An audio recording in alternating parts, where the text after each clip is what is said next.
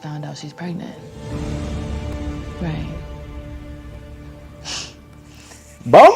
No, joke. Listen, guys, it's mad. It's mad. It's mad. It's mad. It's mad. I don't know how to start. Guys, it's mad. Okay. Let me even get close to my light. I feel like I'm a little bit further away from the light. Let me brighten this light a little bit, guys. It's mad. It's mad. It's mad. It's mad. It's mad. Where do I begin? Where do I begin? Okay, so hold on. It's light, bruv. It's a bit too bright, bruv. All right, listen. So it's so mad. I'm taking my glass over. It's so mad right now because where do I begin, guys? I don't know where to begin. Like, what really hurts me about this whole situation is the fact that Paige is seeing red flags all over the gaff. And then she is covering it up with struggle and saying, God, give me strength. In fact, put these on and just say it again. She's saying, God, give her strength. And she's able to handle what's coming her way. My frustration here with Paige, okay, my frustration with Paige is the inability to actually look at the actual facts that are coming her way. She's doing struggle love. It's that simple. Right now, it's struggle love. Okay, and you'll see in my review. I'll do it. I've done a review, so I'll have this in tomorrow or today. Actually, I'll get it out today. But the problem that I'm seeing with Paige is all the things are connecting. Like you're seeing his emotional manipulation. You're seeing now he's got pregnant. You're seeing his tantrums that he throws. He's running you into bathrooms with the tap running to tell you information that should just be told like an adult should tell you. Then when this, and what's scary for me is the manipulation that I'm seeing. So one of the things that happens when someone's trying to manipulate you, that they try to do, is what we call push and pull, innit? Push and pull, right? And so when in the very beginning, when they're talking on the, like for instance, the kitchen table, yeah, I don't know what it is about breakfast and him deciding to go mad at breakfast. I don't know what it is. So now they're sitting at the table, okay, and as they're sitting at the table, he begins to divulge. In fact, let me even get, if I can get up the video for you guys. Let me see if I can get up the video for you guys. He begins divulging and talking about the situation, yeah? But he's the one who started the initiation of the conversation.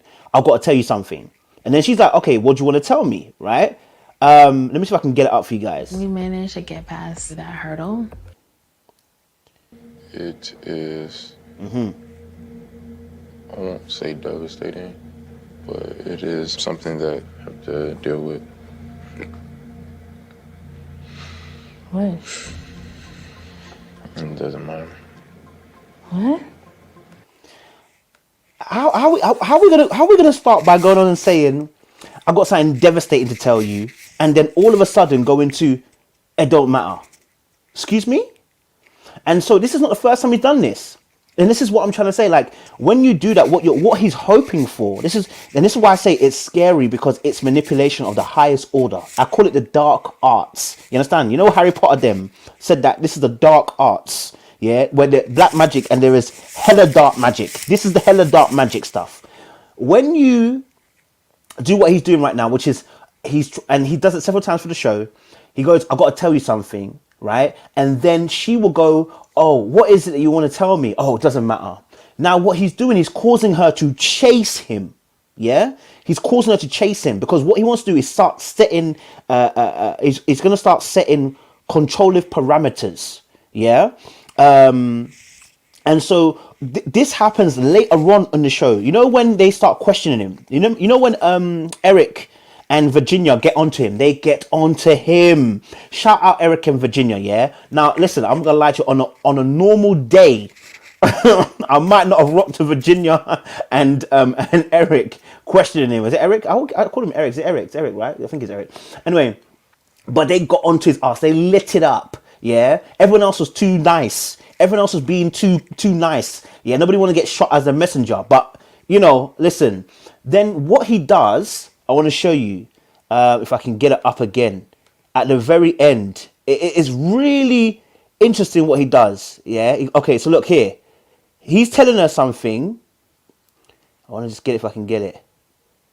Okay, let's see if we can play it. Enjoying themselves like to the most, and Yeah, it seems like Virginia's pulling Eric out of his shell a bit. Yeah. In a good way. yes, She like Now, at this point, he ducks off.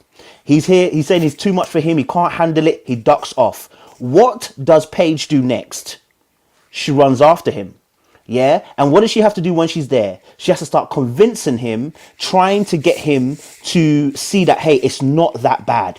Hey, look, I'm here to help you. Hey, look, I'm with you on this one. Hey, look, don't worry about it. You know, it's just I know you're overwhelmed at the moment, and now she's actually started making excuses for him. Now she's actually started making the excuses. That's where we start getting it's getting political, and this is why I said it gets dangerous, because you started making excuses. This is the enabler and the abuser situation. Yeah, this is the enabler and the abuser situation, where now the enabler thinks they have personal agency to be able to help the person who is abusive, and think that they're the only one that has the key to unlock the person, right? This is a classic enabler abusive behavior, to think that you can begin to change the person's behavior. Right, so now she's there comforting him. Is it not it's not the first time we've seen this? Did he not do it in episode 2 or whatever, when he went away for about 2-3 hours to get that call or whatever, which I'm sure was probably telling him that the girl's pregnant, like Tank. And then when he came back in, he's like, oh my god, and then what did Paige have to do? Paige had to go over there and move from her seat to his seat to help him out. Right? And so now she's all there comforting him. So this is not the first time. See, if it's one time, but we're starting to see a pattern of behavior he's establishing. I love that. I've put that in my review. That is Stockholm syndrome. The Stockholm syndrome is in 2 parts. Her Stockholm syndrome, comes from her own thing. She is Stockholm syndrome to the idea of love and the idea of marriage. Right? So she's already got Stockholm syndrome from the idea of marriage. She's been kidnapped by her own idea. Number 2, she's been kidnapped by Chris. Yeah? She's been kidnapped also by Chris. So it's in 2 parts. Kidnapped by her own idea and kidnapped by Chris. Okay? And this is the beginnings of a very dangerously abusive relationship. And where she's going, what scares me even more is the fact that she can see it. I think that's why she's even laughing at points. I think that's why she's even at points. She's looking at it going, she starts laughing because she's 1, nervous, but 2, at the same time, she's like, this is wild. Yeah. And this is a lesson to a lot of us. You can see the signs. It's a double yellow line. I'm sorry, sir. You cannot park your car. It's a very famous song in UK. But all I'm trying to say to you is, when you see the sign, you address the double yellow line. You can't park your car there, blood. You can't rest here, blood. You understand? You cannot rest here. You can see the red flags. You cannot rest here. Do you see what I'm saying? And what she's doing now is ignoring. She's literally ignoring all the truths that she's seen in front of her. And that is where it becomes dangerous. And that is also where it becomes very hard, for friends around you to get you. So this is the thing. If they don't get her now, if they don't get her now, she's going to be stuck in it for a long time. She's about to waste a lot of years. All right? Because not only is she ignoring the double yellow line and the red flags and the signs that say don't go any further, she's also giving away her body. This is problematic. It's very problematic. It's very problematic because once you give your body away, all right, okay, you are ignoring the signs, but once you start giving your body away, it becomes even more harder, because now the person is not getting you emotionally, they're also getting you sexually. And listen, sex has the ability to confuse you, completely confuse you, because number one, I think I did a video on this, you might have seen it, where I talked about what happens in sex. And I said about just three chemicals, just three: oxytocin, serotonin, and dopamine. When those three chemicals are released, let me tell you something, it can confuse anybody. Because sex is, as much as it's spiritual, it's on a chemical level too. It's on a biological level. And what happens to you as you're having sex begins to shape and change you. So you're not free. You're not free from the chemical exchange that's happening at the moment. You're not free from the dopamine that's released. You're not free from the serotonin that's released. You're not free from the oxytocin that's released. Do you understand? So now what you're seeing is the person's unable to withdraw from them because they've connected themselves to them. Do you see? So now you're adding something else, right? You know what I'm saying? And so for me, I'm scared for her. You know, this is no real spit. Like we talk about everything else. Don't get it twisted. Listen, we talk about a lot of things on this show, and we talk about, you know, people and relationships, and they're not great. And we'll say, oh, girl, run, da, da, da. But on this occasion, nah, for real, she needs to run. Here's another thing as well. Chris's manipulation type is not, I would say, sophisticated. I would say his manipulation type, from what I saw from this episode, it confirmed it for me. He's like a kid. It's like Peter Pan that refuses to grow up. It's like a kid. The way he dragged her from the room to the bathroom so that she can go in there and then turn off the mics, let the water run. It's almost like, you know when you're a young kid and you like a girl, you know, and you're gonna do a little kiss. You two are gonna kiss in a little room. That's exactly the kind of energy he brought to the table. I was like, this guy's moving like a kid. The whole going out, coming back, fake tears and crying. It's like a kid. I said, this guy, the manipulation is like a real big kid. This is the problem. She's got a grown ass man who's a child. He's got, as we might say, arrested development, right? Arrested development. And if you saw her face, let me show you the scene again, bro. Like, let me show you the scene of what happened in that little scene. Yeah, it was like, you watch her face. Where is it? I need to find it if I can find it. Because it was the way he dragged her. Yeah, my girl was shook. She was shook. Let me just see where it is. She was shook. She looked at her. There we go. Look. Okay. Where we at? Come on. Okay, here. Okay. I'm not trying to make you sick at all. I promise. Was sprung on me, so it's something that, like, I just. Oh, come on, bro. It's taking too long, bro. Look at her face. Did you see the face? She was genuinely shocked, you know. Listen, it's no longer becoming a game no more, you know. It's no longer a game. You understand? So her face, the reason why she had shock on her face is because the unpredictability. Like, he went from, I'm not going to tell you, to suddenly, do you want to know? And she was like, okay, of course I want to know. Suddenly he's dragging her. Now, this is the beginning. This is the beginning of emotional, physical abuse. These are the signs. You see, it is very subtle. And someone right now will be like, oh, come on, girl. Or come on, guy. Like, it's not that deep. No, this is deep.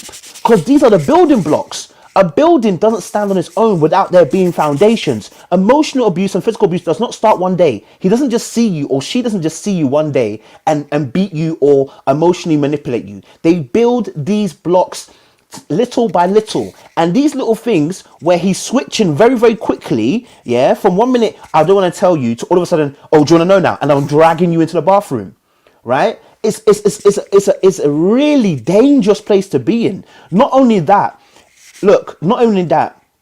there's what you see, we talk about gaslighting a lot, right? Yeah, there's levels to gaslighting. The level that he's reached, astronomical. Okay, and what I'm going to tell you that is this. I'm going to show you the scene here. Okay, so just before it gets to this point, I want to just show you guys. Okay, there we go. Okay, I think it's just it. Look. What was that? I don't do that. It's gonna affect your marriage. You can't keep that to I yourself. get that. Now, in that moment, everybody knows, you know. Now, I want you to deep this. Everybody in that room knows the truth except her. And now he's dragging her, saying, I don't want to tell you, I can't tell you, I don't want to tell you, do you want me to tell you? Okay, I don't want to tell you. He's dragged her through a whole place where everybody knows. This mentally can mash you up. Yeah? Someone doing this to you can really mash you over when the whole world knows. You see, this is almost like the Truman Show, right? It's like the Truman Show. So now we've got a whole situation where the whole production around you who are filming you know the truth. They all know the truth and you don't. And yet you know that something's not quite right. Do you know what that does to you mentally? Do you know what that does to you mentally? That can finish a poor soul in a minute. So when we're talking about the fact that this is mental abuse, yeah, I can't belittle it. Do you understand? So this is like, we've done Ready to Love, we've talked about people messing around, we've talked about people not being serious, we've talked about people not really being, really real with their relationships and stuff like that, people dodging and that. But this is different. This is considerably different because this can mentally discombobulate you in a different way. I put in my review that I'm already starting to see disassociation from Paige. She's no longer, the emotions are no longer coming into the trauma. So now she's experiencing trauma. She's disassociating from the trauma and it's almost becoming normalized. It's a bit like, when we say disassociation, what it means by that is, for instance, when let's say a couple of man them on the road, right, or people in gangs, yeah, they will tell you it's life, it's road life. People get killed every day. Not in my life. They don't get killed every day. Not in my life. They don't get killed every day. But they've normalized it, right? They've disassociated it. They don't have no emotions. They don't feel anything. They no longer become empathetic. And when you can't become empathetic, you also can't be empathetic, one, to yourself, but you can't be empathetic to somebody else. Do you understand? So now, and this is where abuse happens, and there's two ways. She can go into abuse herself, and it can become abuse back. I don't see that really in her. She can go the other way, which is that you just accept it and you die there.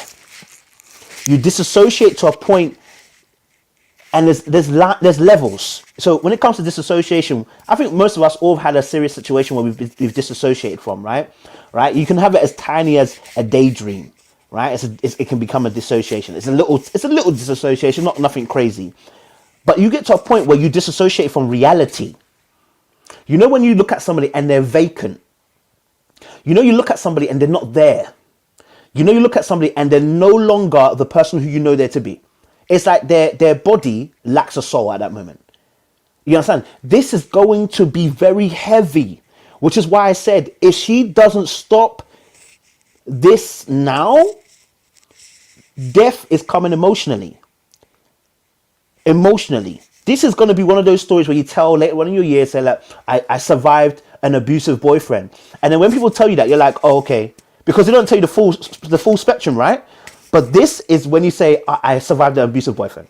This is what we got. This is Denise's story. This is Denise's story from Ready to Love. Like, an abusive boyfriend, this is it. And I know, again, this is my last point. I'm going to let the panelists come on because we've reached our 20 minutes now. This situation, the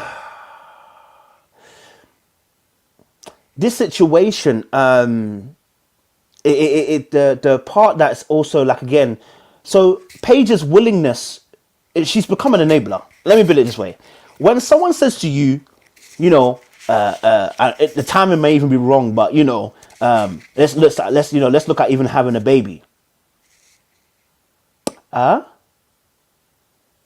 Sorry? Let's look at having a baby. Sorry, you've already got one coming along the way, and you are thinking about me having a baby. We're not also in the best place at the moment. You think you can make that kind of joke? You think you can be serious about that? And Paige is not going to say anything, but she decides, after he asks whether she's thought about being a baby mother, to explain. Let me just show the clip, man. Let me not even talk too much. Let me show the clip, bruv. Let me show the clip, bruv. Like, no. Let me show the clip for you. I was distraught, bruv. I said, what's the meaning of all this, Jackie? He asked her about the baby mum thing. Let me see if I can big get. hits day after the wedding and then today. You deserve way better than what was dished out to you. Yeah. Let me get to that part though, bro. I'm not gonna lie to you, bro. I need to find out exact part. I need to add that part. Where is it? Let me find out where it is, bro. Honestly, she's 6 weeks. So when was the last Billy, get to the you point. signed? I had to tell her I was married. Niggas even laughing. Look at him. An apology for But I don't remember this scene is. Where's the scene? I am emotionally drained. Did you hear him say he's emotionally drained? Are you emotionally drained, bro? You done I'm in anything? it for the long haul. I can't remember this scene Did is. she think that there would be a possibility? I cannot remember this scene is. So, being a stepmom? I mean, in my last relationship, I damn near was a stepmom. Dang. And she lived with me and I took care of her like she was my own. That's what I'm saying. Like, I've been in that situation. Come on. Come on, sis. Come on, sis. Come on. Listen to what he just said. Listen. Actually, before that, I didn't get to show it, but he said, listen, yeah? He said, hold on a minute. You know what? Have you thought about becoming a stepmom before? She goes, she now starts to begin to explain how she previously was like a stepmom before. Sis, why are you explaining that? I'll tell you why. She's selling herself. And this is my last point before I let the panelists come on. When someone does what she just did, what she's doing there is selling herself to the abuser. When an enabler is in a relationship, like a trauma bonding relationship with the abuser, they look for moments to be able to be vindicated or to be validated, to be appraised. They're looking for something from the abuser at that moment. So when she explained, beforehand, I told you previously I was in a relationship where I was like a stepmom. Why? The way she's explained it tells me, yeah, that you're now trying to seek a validation and you're trying to sell yourself to your abuser. Why? Sis, why? Yeah, why? Yeah, there's no need, darling. You know what I mean? Like, bro, like, yo. Anyway, let me get my panelists on now, cause it's mad. Like, and I don't want a Mazzoline in it. You understand? But like, honestly, today's topic, I think, is gonna be real deep. We're gonna get in some conversations. You feel me? And oh man, I just don't know. Hey, listen, yeah, it's actually like the more I think about it, the more I get stressed. In fact, let me just get the panelists on, man. Let me start talking.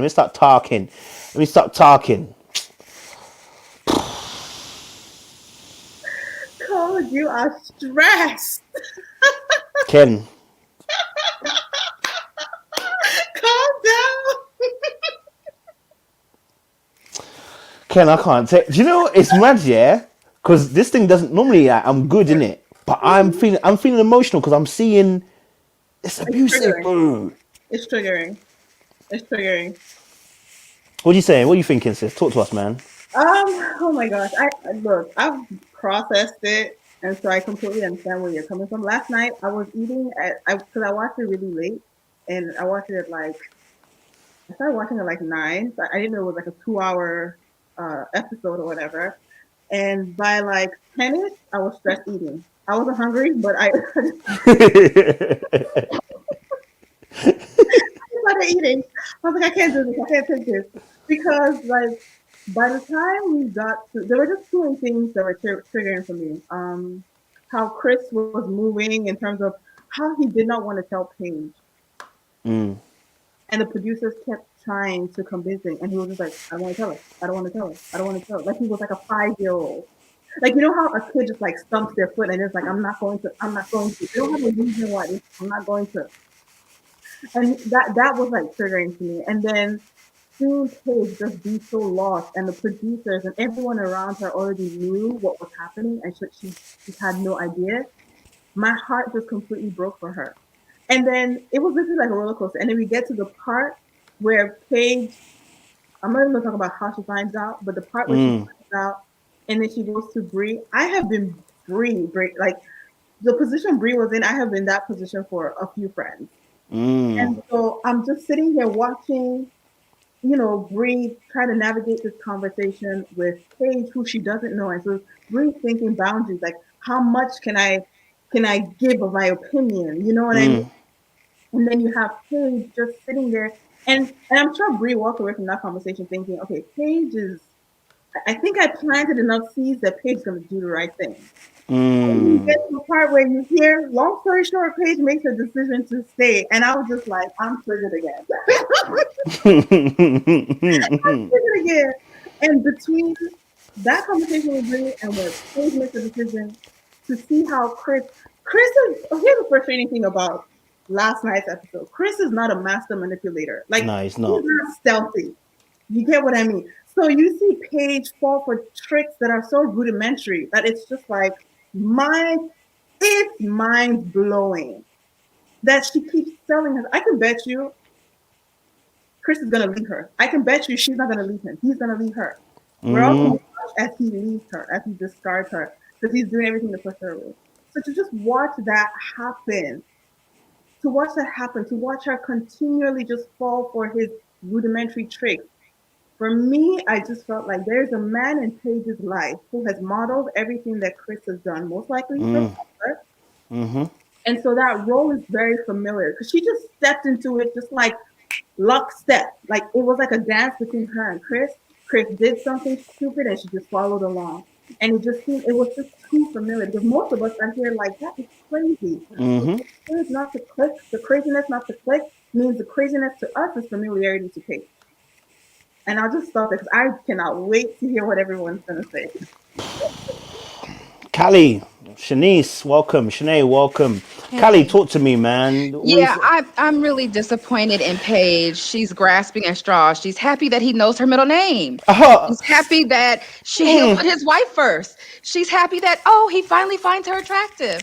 It's like Paige. She reminds me, I don't know, and maybe you guys I'm probably a little older than you guys. I'm, 40 representing. Don't worry, I'm 30. But she reminds me of that Sheryl Crow song, Are You Strong Enough to Be My Man? Where she says, lie to me, I promise I'll believe. She doesn't care. Just lie to me. Just say whatever. Because I'm so hung up on this marriage and being married and thinking this is the end all be all to my life. This is the solution to my whole life that she doesn't want to give it up. I mean, happy that he knows your middle name. You slept with him several times. Yeah, I hope he knows your middle name. So, I mean, that's what I have to say now. I guess I'll let someone else talk, but I'm just really disappointed in her. So Appreciate that, Kelly. Shanice, you're there as well. Let us know your thoughts. Yeah. Wow. I think it was very interesting to watch. Very traumatizing in some ways. I think the way that he pulled her in the room remind me of on the wedding day when he was pulling her by the dress and she was like, hold my hand, right? And when they were going into the room, he was kind of walking in front of her and pulling her by the dress. I don't know, I just felt like this kind of need for control as, in a way that he, to me, continues to display is interesting, but also I think I really do feel it for Paige in the sense of, not just the embarrassment, but just the mental trauma that she's experiencing, not just living it on the show, but reliving it now and hearing everything that people have to say on social media and all of that. I think that's really tough. I think that would be really tough for her to have to deal with, especially when, you're in a room, not just with this man, but with producers. And I'm sure people can't really look you in the eye, right? Because when you know something about somebody and they don't know, you're seeing these half glances and these fake smiles and you're like, what's up? Like, is it me? Like, am I wearing something? Like, what was the issue? And people are unable to tell you the truth, right? And then the thing with Chris is that he pretends to want to make the relationship work. He pretends to want her, but he doesn't, right? They didn't want to tell her. They forced him to tell her, right? And then he's supposed to give you some sort of kudos for saying it eventually, right? No, you didn't want to tell her. You're not attracted to her. You're not interested in her. And then the thing too is like when he talked to her, he says some things that, and then he realizes who he's talking to. Like when he talked to her about, oh well, ha ha ha, I had to tell her that I was married. Right? You realize you're talking to your wife about your fiance that's pregnant, right? When you talk to her about, oh well, I'm thinking about giving you a child. What? What child? Like we haven't even dealt with this one, right? Your ex-fiance, like how do we get to a second child? Right? So I just, there's a lot to unpack with this, but it's just interesting. Thank you very much, Nice. Shanae, talk to me, man. I'm broken today, you can tell. Same. But good evening, everybody. I feel like we all needed to come together so that we could collectively just like breathe. You know what I'm saying? Remember our pressure points. We need to be able just to, okay? I know a lot of us were triggered by what we saw and what we heard. It's not us. We're going to be okay. Let's everyone just inhale. Exhale. Because the stress level through the roof. I'll just throw this out here. I firmly believe that Chris does not like women. I've been saying it from the jump. Chris strongly dislikes women. I'm not talking about his sexual preferences here. I don't know who he prefers, but I know he does not like women. He probably saw his dad play the type of mind games that he is now playing with women as a child, and probably felt like, Mama, stand up for yourself. Mama, fight back. Mama, you don't have to take that. And he watched her take it. And it could have been the birthing place for the disdain that he has now for women, because he doesn't like them.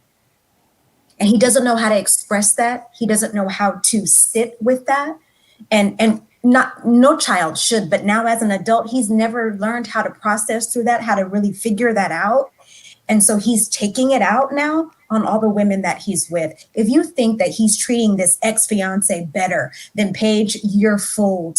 He treats all women like trash, because more than likely that was what was modeled in his household. I sense a very toxic patriarchy type of thing that he lived in and was his teacher. You know, as a kid, you're just soaking it all up. It's just happening around you. And it's like you're watching lessons in front of you and you don't even know that you're being taken to school. And then you become an adult and you start looking at how you walk and how you move and how you operate. And more than likely, the apple doesn't fall too far from the tree. Appreciate Shanae. Guillaume, I hope I pronounced it correctly, because you know me, I trash these names. Let me unmute you. Sorry. I hope I pronounced it right. You did. Guillaume? Yeah. Happy Beautiful. Thursday, everyone. Happy. I'm in Florida, so something like that. Talk to us, sis. What are you saying, man? What are you saying? First off, Shanae, thank you for doing the whole let's all just decompress. Seriously? Because we do need that form of like, you guys, this whole show is so triggering. And I have to say, to hell with all the other couples, Paige and Chris make the show. Like, I'll give it to you. This show is a social experiment. I've only watched 2 other seasons, but it's so addictive for this one. There's always like 1 of 4 couples that are very addictive to watch. And I can't lie, Paige and Chris get the Oscar award for best on-screen duo. Look, whether it's real or not. That's another story as well, too. Chris gets the best Oscar award, best man-child in a reality TV series. Listen, it is so interesting to watch. I found it disturbing. Chris is easily disturbing. That's easy stuff. Disturbing. Paige, on the other hand, is it's so deep that like seeing this beautiful Black accomplished woman take so much and receive so little. Like receive crumbs. I am so annoyed. And it's not her per se, but it's like, why is this happening on live television? Couple of things that stood out to me, because I was trying to take notes so that I keep myself sane while I was on here for the discussion. Trust me. I was like, and I'm going to skip over Chris because he's too easy. I feel like Paige is striking me as like the queen of holding back how she really feels. She actually said It's that. annoying. It's annoying to watch. Yep. She's either spiritually immature, emotionally immature, but we actually start to see it crack a little bit. I mean, I think we actually heard her curse for maybe the first time. The F-bomb came out. I was like, okay, Paige, you know what I'm saying? Like, Free to start roll to unravel a little bit. I was like, thank you. She starts saying things like, she can't take this. But what the first scene is still missing is an honest reaction. She doesn't flip over any table. She doesn't flip over a napkin. She damn near never waves her hand. I don't know if we can curse here, but she just doesn't she's not giving me an honest emotional response, which is telling me something that one of the other panelists is saying. Like, she's probably a product of a lot of conditioning in her own environment for some reason. Because when you've had to, and this is something that's in me too. So I'm not sure anybody else relates to this, but like sometimes you're seeing a lot of drama around you. And from a young age, you're like trained to hold it in. Yeah. Yeah. You're trained. Yeah. And funny enough, what is so triggering, what's so interesting is the contrast between Paige's behavior and Clara's response to hearing what was going down. If you notice, because it's funny, it's not even just Clara, it's Paige's behavior, Brianna's reaction in front of Paige, and then Black women's response on TV versus Clara's unashamedly response of like, oh, I would have been gone. Clara, a white woman, and I'm gonna dare say it, maybe she doesn't strike me as the most intelligent woman, but she's on TV like, this is a mess. She's on TV saying it's a mess. We haven't even heard Paige even acknowledge how messy it is until this episode. Until another woman is having a child by your husband. Like, I was unimpressed at how much Paige doesn't entertain leaving Chris until she hears that he's having another son. I was like, girl, you didn't feel like you should leave off of him saying that you're not attractive to him? I'm sorry, that he would have sex with you and then tell you he's not attracted to you. What? So I felt that deeper than that, I felt like, I don't know if anybody else, I don't know how much you've talked about this on the channel, but like, so just to give you guys a quick background, I've spent tons of years in Christian ministry, used to be a Christian women's leader, Talk on it. helped plant a church, exposed to a lot of Judeo-Christian teaching, one. Madness. Doctrination, two. Yep. And then like Christian purity subculture. Talk on it. Pseudo Black women's empowerment, kind of Christian, kind of spiritual. Let's go there. But not. Okay, so Paige to me is reflective, and I'm gonna say it and it might be choppy, guys, forgive me, but no, go for it. Paige is reflective of a ton of misguidance and like really toxic spirituality. Yep. That it's to the point where it's like, I feel like there's an angel in heaven, like, you better stop saying God's name. Like, stop putting God on this. Like, you signed the contract. You read through it with your attorneys. You got that DocuSign. You sat down with your friends. Don't stop putting God in this when it's not that he's not in it, but it's like you're making God endorse behaviors he's not endorsing. Come on now. And you're disempowering your own agency from the situation. There's so much agency, and she's just literally like, it's like she's wanting to practice a fruit of the spirit of patience, but she's forgetting that you can actually be righteously angry. Like, somebody preach. Something's defunct, like something's defective, right? So I was saying this to another discussion group, and I was like, why does it seem like it's taking her for, like, Chris might be quick to anger, but she's like super slow to anger. She's just as toxic. Yeah. It's like she damn near needs to be, about to die for her to be angry at the situation. Why? I don't know. So I say all that to say, there's a lot in this episode, guys. It was a lot. Like, I also was unimpressed at Brianna, who's supposed to be Brianna. I don't know if her name is Brianna or Bree. She's supposed to be the bossy one, and she sits down with Paige, doesn't even tell Paige how she really feels. She was shook. She says what she really feels to Vincent. Yep. Mad respect to Vincent, because Vincent was like, that's messed up. Like, he's like, that's messed up, man. I'm glad you told her. But like, in their confessional, she's like, I didn't feel comfortable being super honest with her, but if it was me, I would have left. Fam, like, why don't you tell her that when she came to you in a time of need, and you could have helped affirm in her agency to leave and to walk away and not be manipulated. So I say that to say I have much more, but it was a lot yesterday to watch. I like that. Since you've gone there, let's start on that note then. Since we're already there, I know we've got some other panelists, but I'll bring them on in a second. But let's start there because you've ended it there. The I want to get other people's opinion on what they thought about. Kenny's got a bug out. What you guys thought about the fact that obviously Bree wasn't able to give that honest kind of rendition in terms of what she felt. And you did mention something which I think across my mind as well, because I think if we're being very totally honest, we are black people here. And if you've been around black people, you know how we move, and you know that there are certain things that we are taught as black people, since we've gone through some things, how to hold stuff together, make it look like it's all shining, when behind the scenes, yo, it's rotten. So I want to kind of ask the panelists this kind of question. I mean, did Bree handle that correctly? Is there a way to handle it correctly, or is it simply based on how everybody, that it's different spades, I guess, for different people? Do you know what I mean? If I go to Kenny first, and because Kenny put out a notebook, so you brought a notebook, so go for it, Ken. All right. So, of all the castmates, can you guys hear me? Yeah, go for it. Okay. Yeah. Of all the castmates, Bree is the one that I would say I resonate with in terms of being labeled like bossy. It just means you're assertive. You're probably analytical, critical thinking. You know what you want. No BS. You're very direct. Blah blah blah.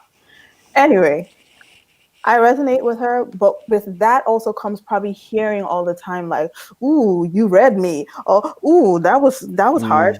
So I will take a second and project a bit. If I were in Bree's position and Paige came to me and I didn't really know her that well, and I didn't know how she receives like direct advice and things like that, I would have told the line of Bree based on me experiencing in similar situations, being very, very, very direct with someone saying, you need to leave. And at the end of the day, the messenger gets shot. People That's what I will was do gonna whatever say. it is they want to do, and you just end up with egg in your face. I think Bree gave her enough rope to be able to leave with. She said, think about yourself. I'm good. She's like, I may sound harsh, but you need to be selfish. You need to think about yourself. To me, that was more than enough for Paige. If Paige was taking on her own agency, that was enough for her to be able to walk away. Anything more would have been, in my mind, crossing into deciding for Paige and putting Paige in a position where if Paige made the decision that she ended up making, she would think you're judging her because you were so black and white about your reaction. That's what I've learned. That's fair enough. I agree. I agree with that. I mean, just my experience with friends, I don't decide for my friends. That's why you have a brain. That's why you need to pray for guidance and for your own higher self to tell you what to do. All I can do is lay out the facts for you. Like she said, pick for yourself. Think about yourself first. I don't think it's a friend's job to tell you what to do, because you're going to do what you want to do. And like you said, if you're so strong about what the person does and they do something opposite, they don't feel like they can come back and get support if they do the opposite. So I think she did what she was supposed to do. Fair enough. Okay. Shanae, what do you think?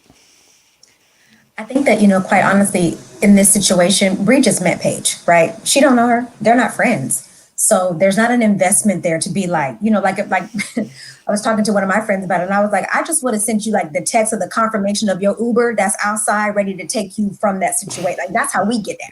You know what I'm saying? Like, leave your stuff at the hotel. Don't even trip. Your Uber is going to be the Uber X outside is black.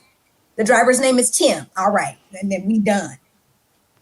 But there's no investment of relationship there between Bree and Paige. And Paige is like, I want to be open enough with you to let you know I'm a safe space where you can share. But also at the same time, like, it's me and Vincent up over here. And we don't really want no mess in what we got going on. So girl, you got to figure it out for you. That's pretty much as much as she's able to give at this point. Right. If there was a friendship there, it would have probably went totally different. And I think, to Kenny's point, too many times the messenger gets burned in these situations. And so I think Bree was trying to be as objective as she could and unbiased, and then just like peace out, and you got to handle it on your own.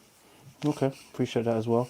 Gayon, go for it. I know you wanted to share. I think what Kenny shared is super insightful, right? Like, messengers do get shot, period. I get it.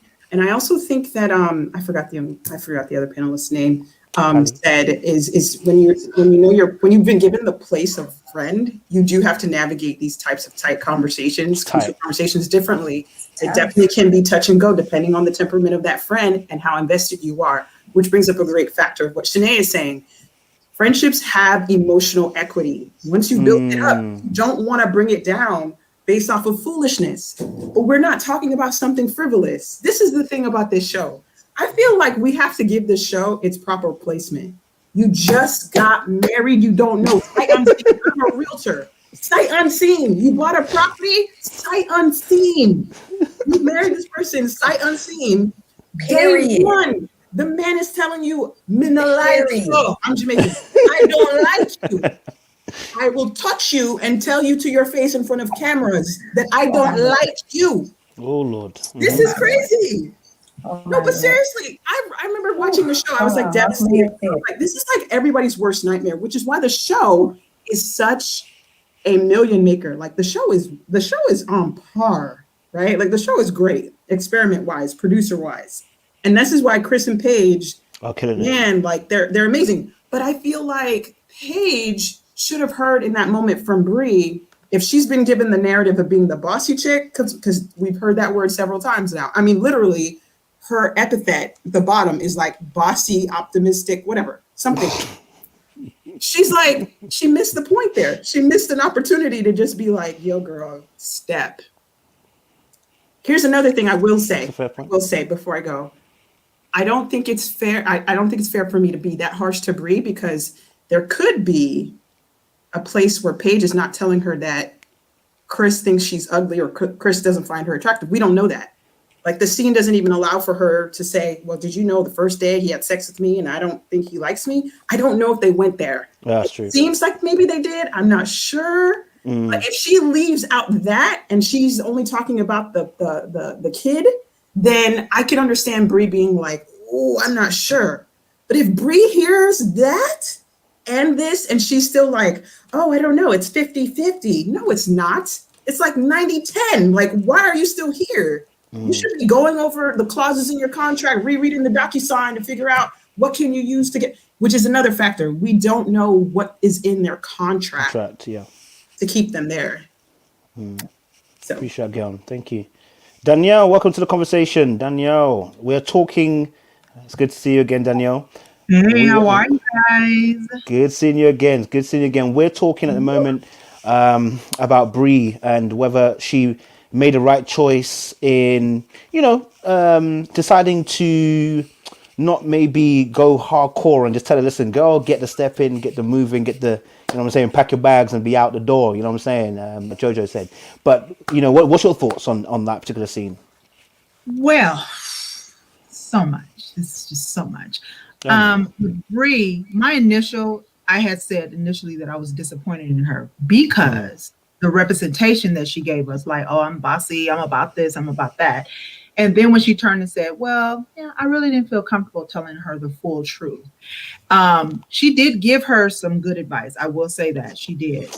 But I'm just of the school, whether I know you're not, whether if I see something crazy and now you asking me, I'm just going to give you the truth. That's just me, period. And that's probably the counselor in me, maybe, but I'm just going to give you the truth in love.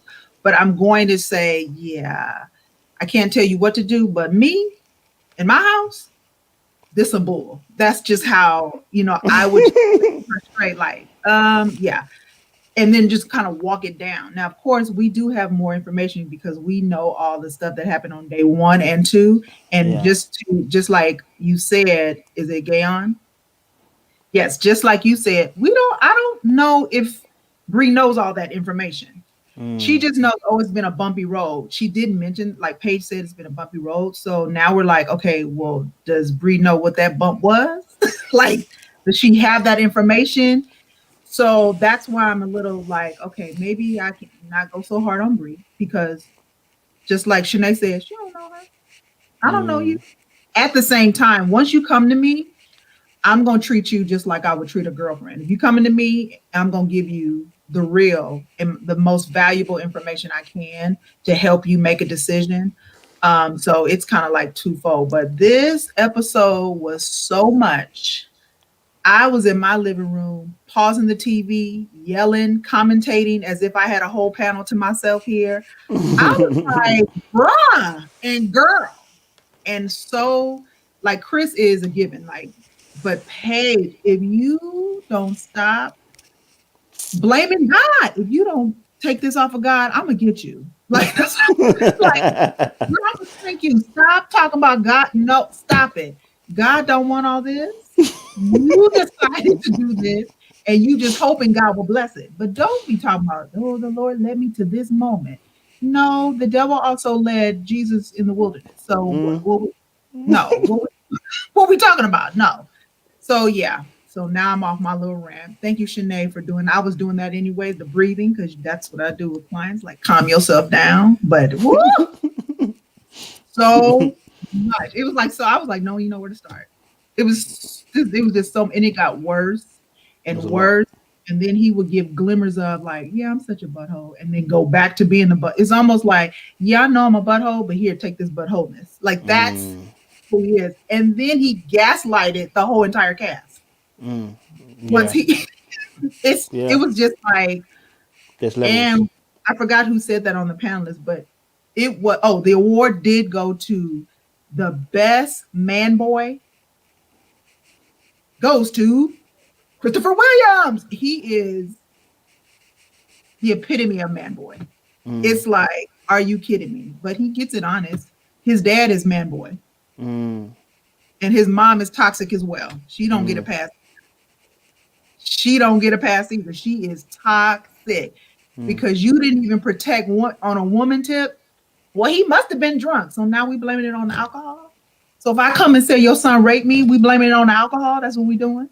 So yeah, it's just I am like going, I can't believe we're seeing this on TV. Well, I can, but then I can't. Like it's like we're playing, literally watching, because women go through this all the time. This is not like it's uncommon, but it is like, oh, okay, that's what we're doing. And so yeah. I appreciate it, Danielle. Thank you. I mean, obviously, I guess this whole because obviously I think we're trying to figure out how much Bree knows.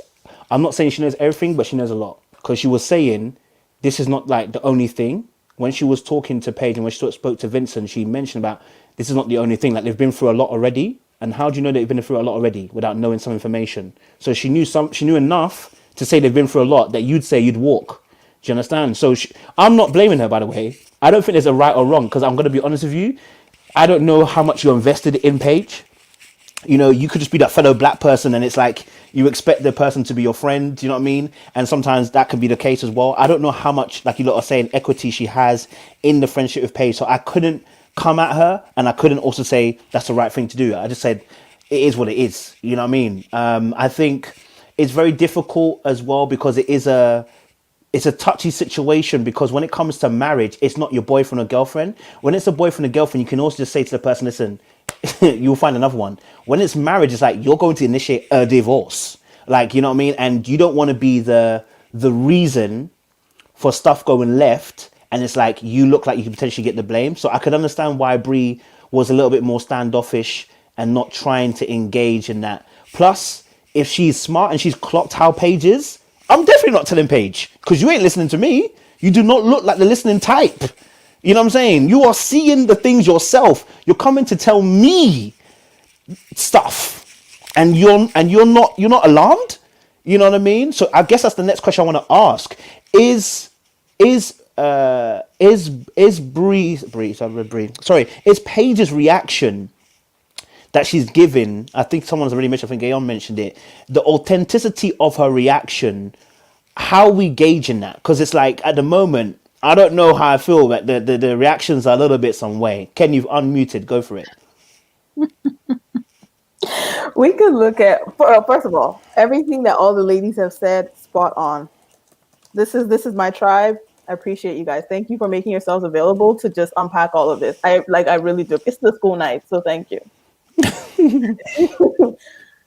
So we can look at Paige's reaction in two ways. You could say she is conscious of the cameras and image and Black woman's image and is trying to classy and feminine while navigating this. Actually, 3 ways. You could say this is really how she is, and she's been indoctrinated by a false understanding of religion and femininity and whatever she's seeing. Or you could say that Paige has a high tolerance for dysfunction. This is also true as well.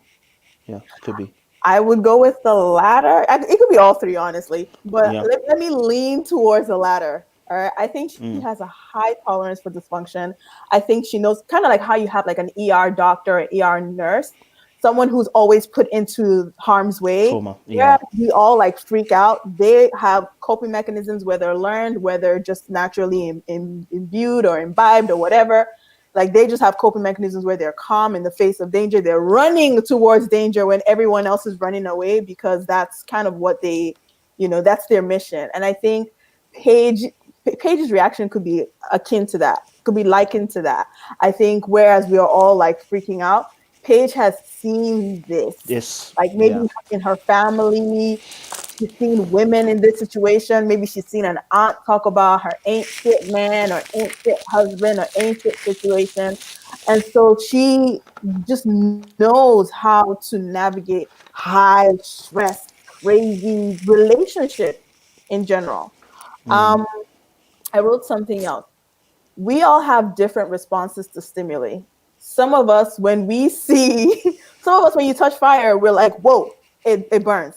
Some people become pyromaniacs. They love fire. They love the heat. They want to know how to harness it. They want to know how to mess with it.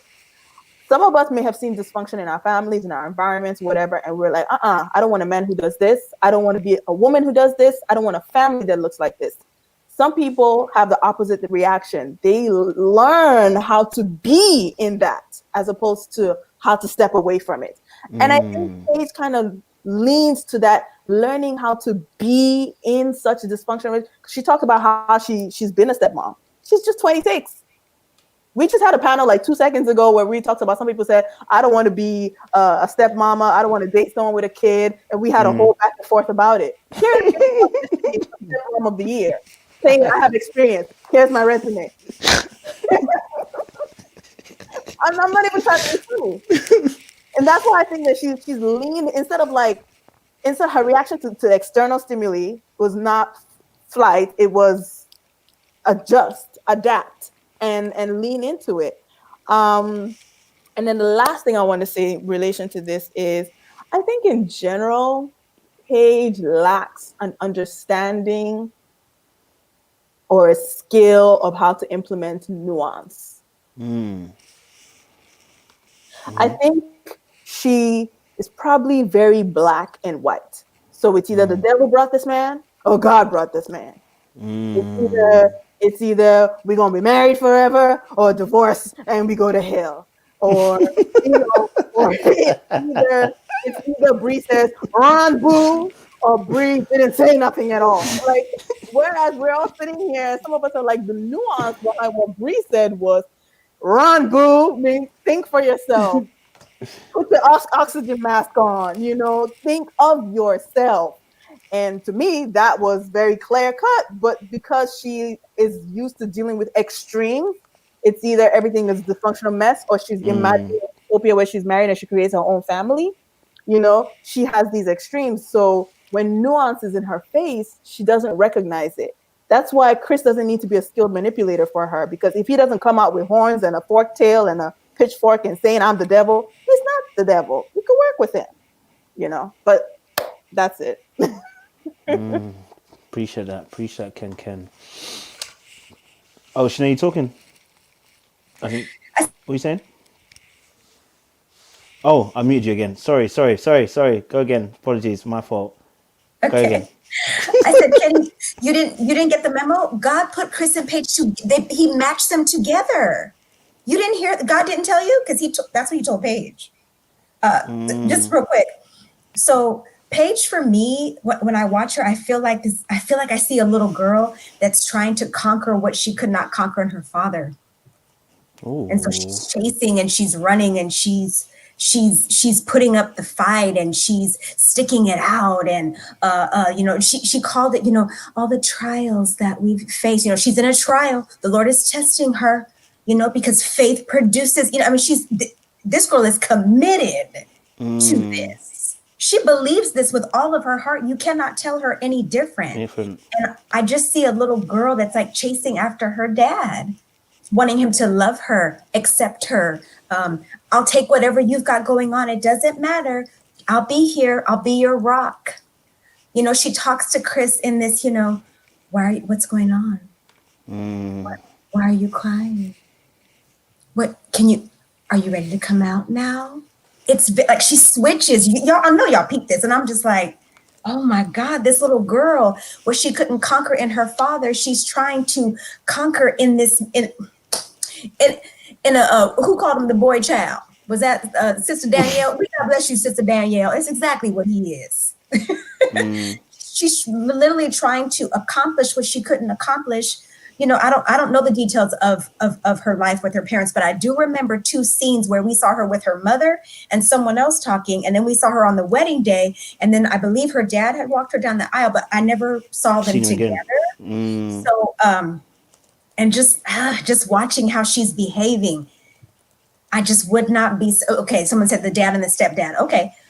I just wouldn't be surprised if Paige saw some things and is responding to them in her adulthood, trying to conquer and overcome the thing. Maybe her dad left her mom, you know? I think that's probably it. It could be that. And she's just trying to conquer that and tie that loose end and think that it's going to bring, you know, the wholeness or completeness that she needs. And the poor baby she has no idea what she's entering in.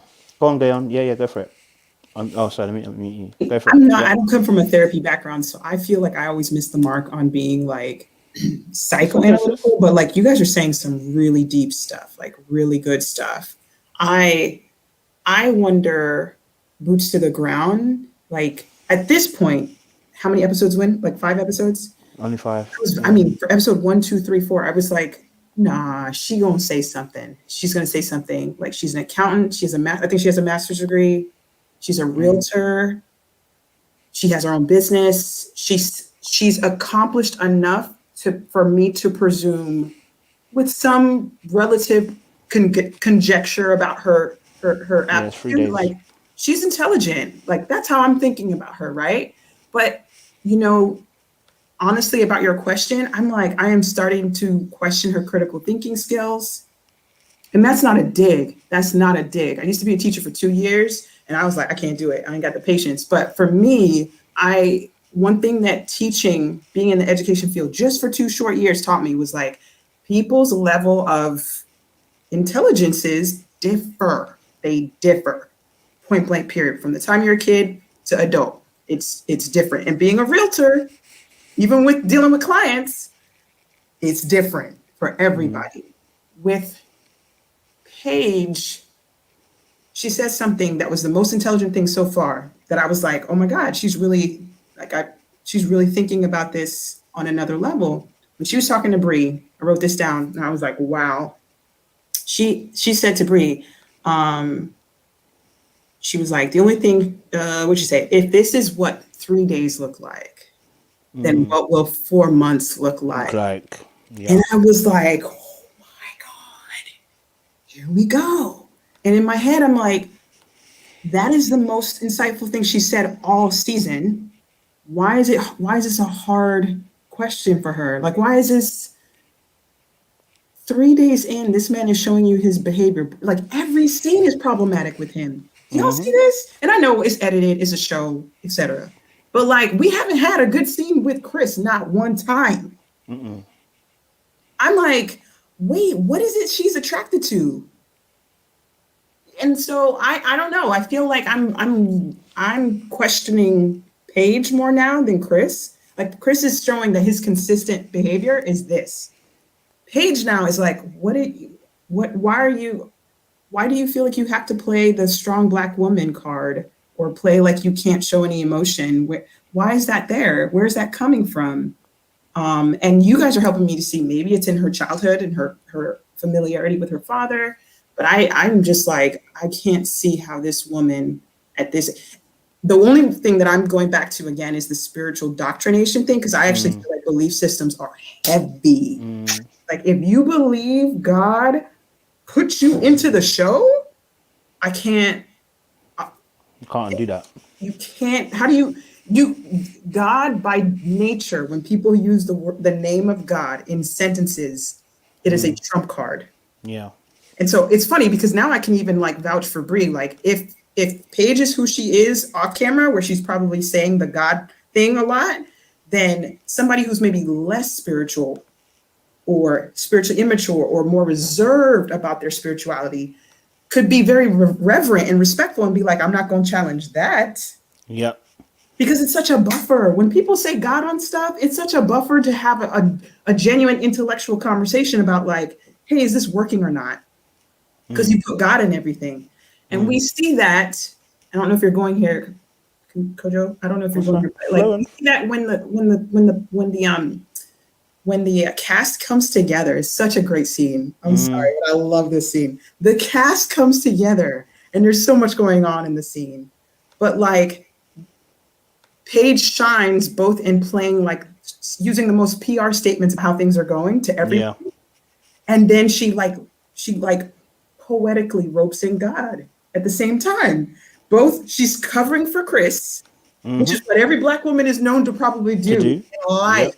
In corporate America, in family, at church, you cover for people, you stretch yourself, you make sure that your face don't tighten up or that the tension ain't in your lips. You try to not say too much, but you say just enough to show non-verbally you ain't right, something's not right, but you're still covering for people. And then she ropes in God, but God will work it out. I don't even know what she said, but she was just like, God will make a way, and if it's God's will and God brought us together, we'll figure it out. It's like, fam. God is writing a story. I think she said, God is writing a story. And it's funny because then the next scene is what you brought out is like, Chris goes and has another man-child moment. He just literally makes the whole entire scene about him, and he brings up the fact that, he clearly didn't get matched with anybody that he would like. And I'm like, wow. And Paige still doesn't see this as like adding up to behaviors that are unacceptable. Which I go back to again, I default to, I don't know what's in that contract. I don't know if there is a clause that says, you cannot walk away in the first 7 days. You can't leave. 8 weeks.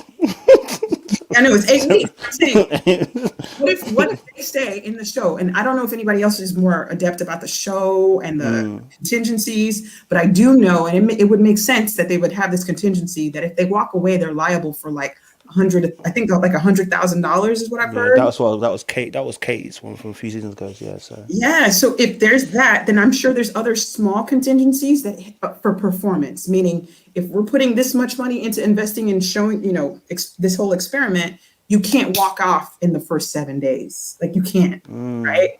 And I'm sure there must be some type of contingency that people can't encourage them to walk off either. If you're a part of the cast, you can't encourage other people to leave either. I'm sure there must be, because why didn't Vincent tells Brie, if it was me, I would have left, but he doesn't tell Chris that. And then Brie doesn't tell what she honestly feels to Paige either. And again, we all know that dynamic friendship, not knowing each other, whatever. But I think that that's an interesting elephant in the room. Like you could just say what you really feel in the confessional, but don't say it to each other. So I don't know. In my head, to me, maybe there's something in their contract that says they can't walk off in the first 7 days. I mean, it's funny because again, she's wondering to herself, will I stay? I don't know what I'm going to do. Mind you, I'm like, sis, you only got but 2 options. Like, it's not like a whole lot of, oh my God, what am I going to do? There's so many things I could do. There's only 2. So. Appreciate it, Danielle. Appreciate it. Danielle, talk to me. What are you saying, man? Let me unmute you. Sorry, apologies. What are you saying? Go for it. I really wanted to touch on, because she was talking about that spiritual piece. When a person is so locked in to God, and people use it, it's almost like, oh, I was in my prayer closet, and and the Lord told me. The moment you say the Lord or God told me, everybody's like, well, what am I, even though I'm thinking that ain't what he told you, but what am I supposed to do with that? Like, how can I combat, like another person, how can I combat what God says unless I go to the Bible and go, well, that's not what he said right here. That's really the only way. But people do, just like Gayon said, they use it as a buffer. I can bump you off me if I just throw God, because you're not going to bump up against what God says. And so it takes a really particular person, or it takes somebody that's really grounded in like the word of God, like the God of the Bible, not the God of your own spirit. Yeah. And so what's happening is, and I hate to see it because it I don't know if it happens in other churches. I only know Black church, but I know it's heavy on everything is about charismatic and spiritual and high church, and we're up in there, and I know he told me, and I'm like, well, okay, no, maybe not. And so when you say, I believe, because she said, I believe this is the path that God set for me to have a husband. Okay, well, it's easy for me to say when, the job's going great. Well, I believe God set this up. When I make a decision to do something, that God set this up. And so whatever comes out of it, it's all on God. And then I'm absolved from really making decisions myself, because after all, it's God. And of course, God is going to see her through. God's going to protect her, even though she bumping her head, because that's what God does. So all during this process, she's going to be protected as far as, because that's what God does. Even though we are jumping off cliffs, he's catching us, right? But still, no, ma'am. He also gave you intelligence. He also gave you the spirit of knowing what's okay, what's not. He also gave you, a heart to go, something not right. He gave you intuition. He gave you all of that. And so you see glimmers of that. And so that's the spiritual part. Then you have, she's like checked out. She's passive aggressive is what you would call it. That is what I would call. So we're real passive, like, what? So what's the problem? I want to be here. But at the same time, it's aggressive, because when she came, which I was here for it because of who he is, but when she came, like, why are you crying? What you crying for? Like, what you crying for? You the one, and then you're the one that has messed up. What you crying for? And so it's this whole back and forth that she does with glimmers of clap back and then retreat back to, oh, wait, hold on. And I don't know if she's trying to walk the line of, like, I don't want to be the angry Black woman, and I don't want to be, Black men get beat up on, so I don't want to be the one beating up on him. And I'm like, girl, if he wrong, then he need to get beat up. So it's like just standing up for what is real, what reality is, rather than this idea of, well, God will work out whatever. And that is true when you have spent time courting, deciding with factors where God is talking, he's showing you information, and then you make a decision based on all of that. And then you decide to, with all the information I have, I'm going to love you with the love of God forever. But if I just met you, the criteria just is not the same. So then you interject, God, like, well, I believe. So as long as she's holding on to it, and she is doubling down on the whole spiritual aspect. And so anytime she has a feeling of, yeah, I'm out, like, because she told him, hey, if decision day was today, what would it be? Yeah, it's a no for me. I'm walking away. And then all he said is, oh, but your middle name, though. Like, basically, but your middle name is, I don't even know what it is, but your middle name, no. And she was like, oh. So it's back to, I think, like, we're talking about the basic things that, well, I'm not impressed with you being nice. You're supposed to be nice. I'm not impressed with you being respectful. How about that's what you're supposed to do? That doesn't impress me. I'm just gonna say, hey, he's doing what he's supposed to be doing. But it's like the impressiveness of her just, oh, you know my middle name? oh. And she just smiles, and of course that could be edited, but it's just like, so we just gonna forget that he said he not attracted to you. He still haven't said, you know what? I'm wrong about that. I think I am attracted to you now. He still haven't said that. He haven't cleared that up. And all of the other things. And all he has to do is say, yeah, I've been a butthole. You don't deserve this. You're a great woman. You're wonderful. You're this. Well, she already knew that. She came to the table saying, like, I bring stuff to the table. So she already know. Thanks for telling me what I already know, but you still did this. So I don't need you to tell me great things about myself. I need you to rectify What's your happening? own Yeah. behavior. Yeah. And so, I'm watching with bated breath to see how this pans out, on how Paige is going to handle this. I think Chris is going to be Chris, and he going to do Chris type stuff. I've seen other commentaries that have had some more information that I'm like, yeah, that doesn't shock me. But I believe there's a timeline that shows that he was with the girl a month up until the process. Actually, yeah. Even during getting the process, he was still with the girl. Yeah. Whether they were friends with benefits or still engaged to her, I believe that he was still with her when he signed up for the show.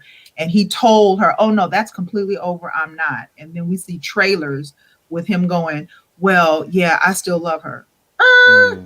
You told me 2 days ago you didn't. That was over and it was cut. So now it's something else. So yeah, this is so much. It is so much. So many. It's a lot. It's a lot. So much. I appreciate Danielle. That's a lot. Yeah. Thanks, Danielle. Callie, you're the last person on this. After this, I'm gonna make everybody's answers 2 minutes max, so that I can get the conversation flowing. Because there's a lot of people in the background. I want to keep flowing. Do you know what I'm saying? So, Callie, give me your response. Because obviously we haven't heard from you. Do you feel like Paige is just restricting based her on emotions? Well, based on the other conversation, I just wanted to talk about that. There's another word that we did not bring up, and that's ego, which means edge God out. Her ego is screaming to her. She's been saying, it's been manifested by God. The sun and the moon and the stars all aligned. It's come together. She said it like she's Miss Cleo from the 80s or the 90s. Callie, stop. You're not going to do that.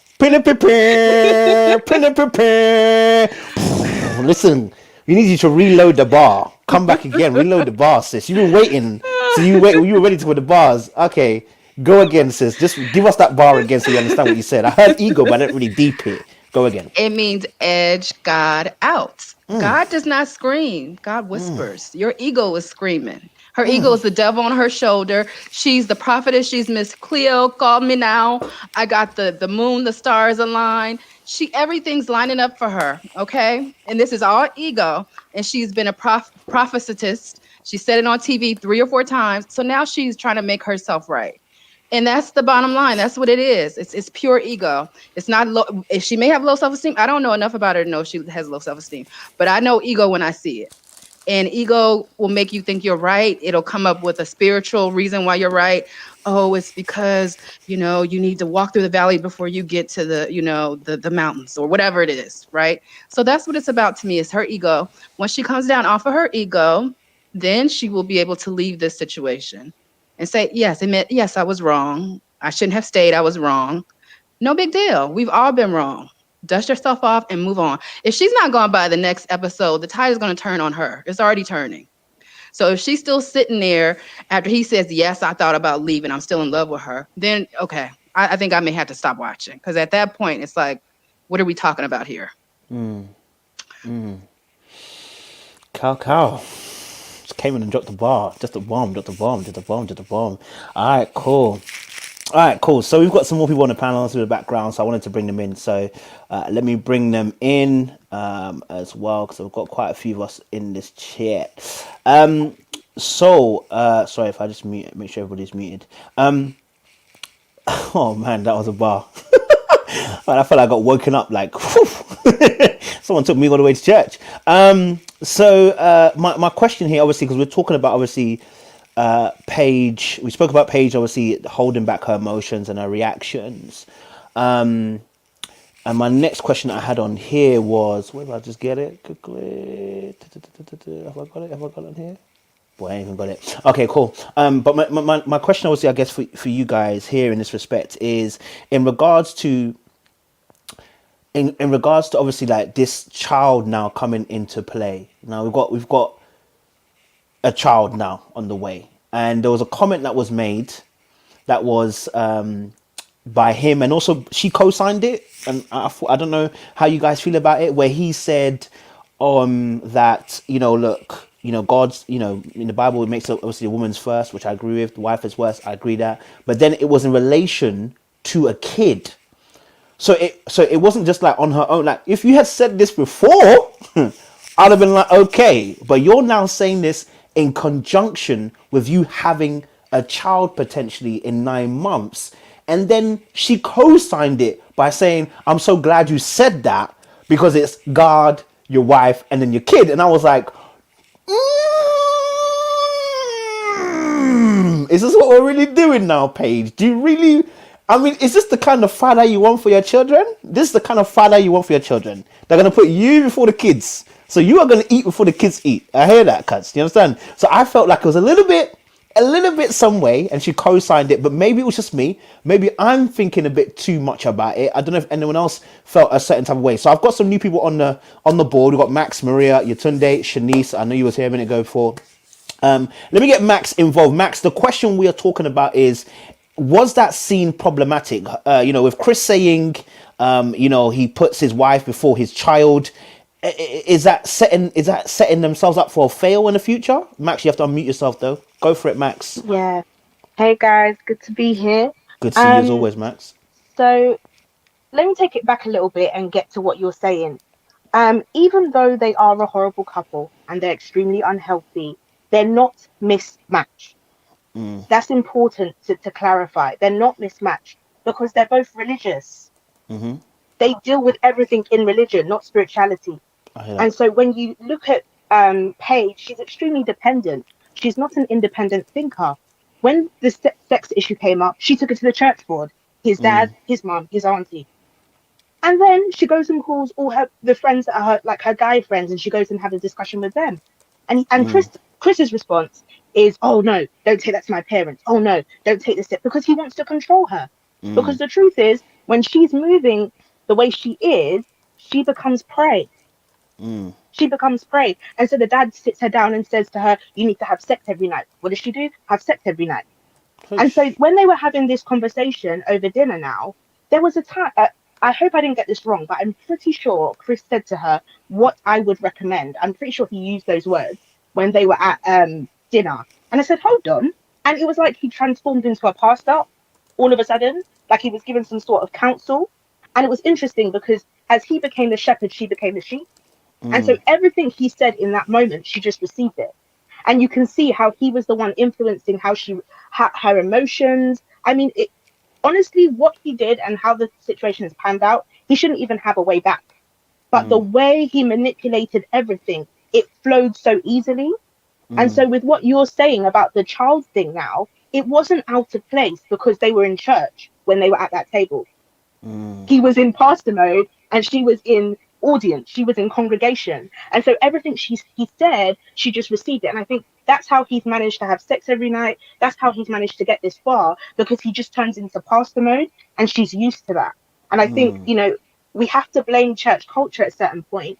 Obviously she has her own thing on her head top as well, but the church culture has made her like this, I believe.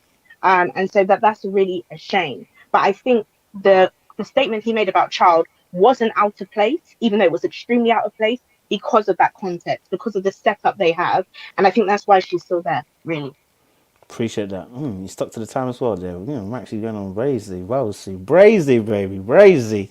Yatunde, yes, we're talking about whether the kid conversation that they had, whether, you know, him saying he put his wife before his kids, whether that was problematic, whether you agreed with it, maybe you disagreed with it. I'm actually generally trying to have an actual conversation because, like I said, it may be my thinking, the way I think about things, but it may be different. And maybe I also need to open my eyes and my ears to another perspective. Do you know what I'm saying? So, Yatunde, talk to us. What are you saying?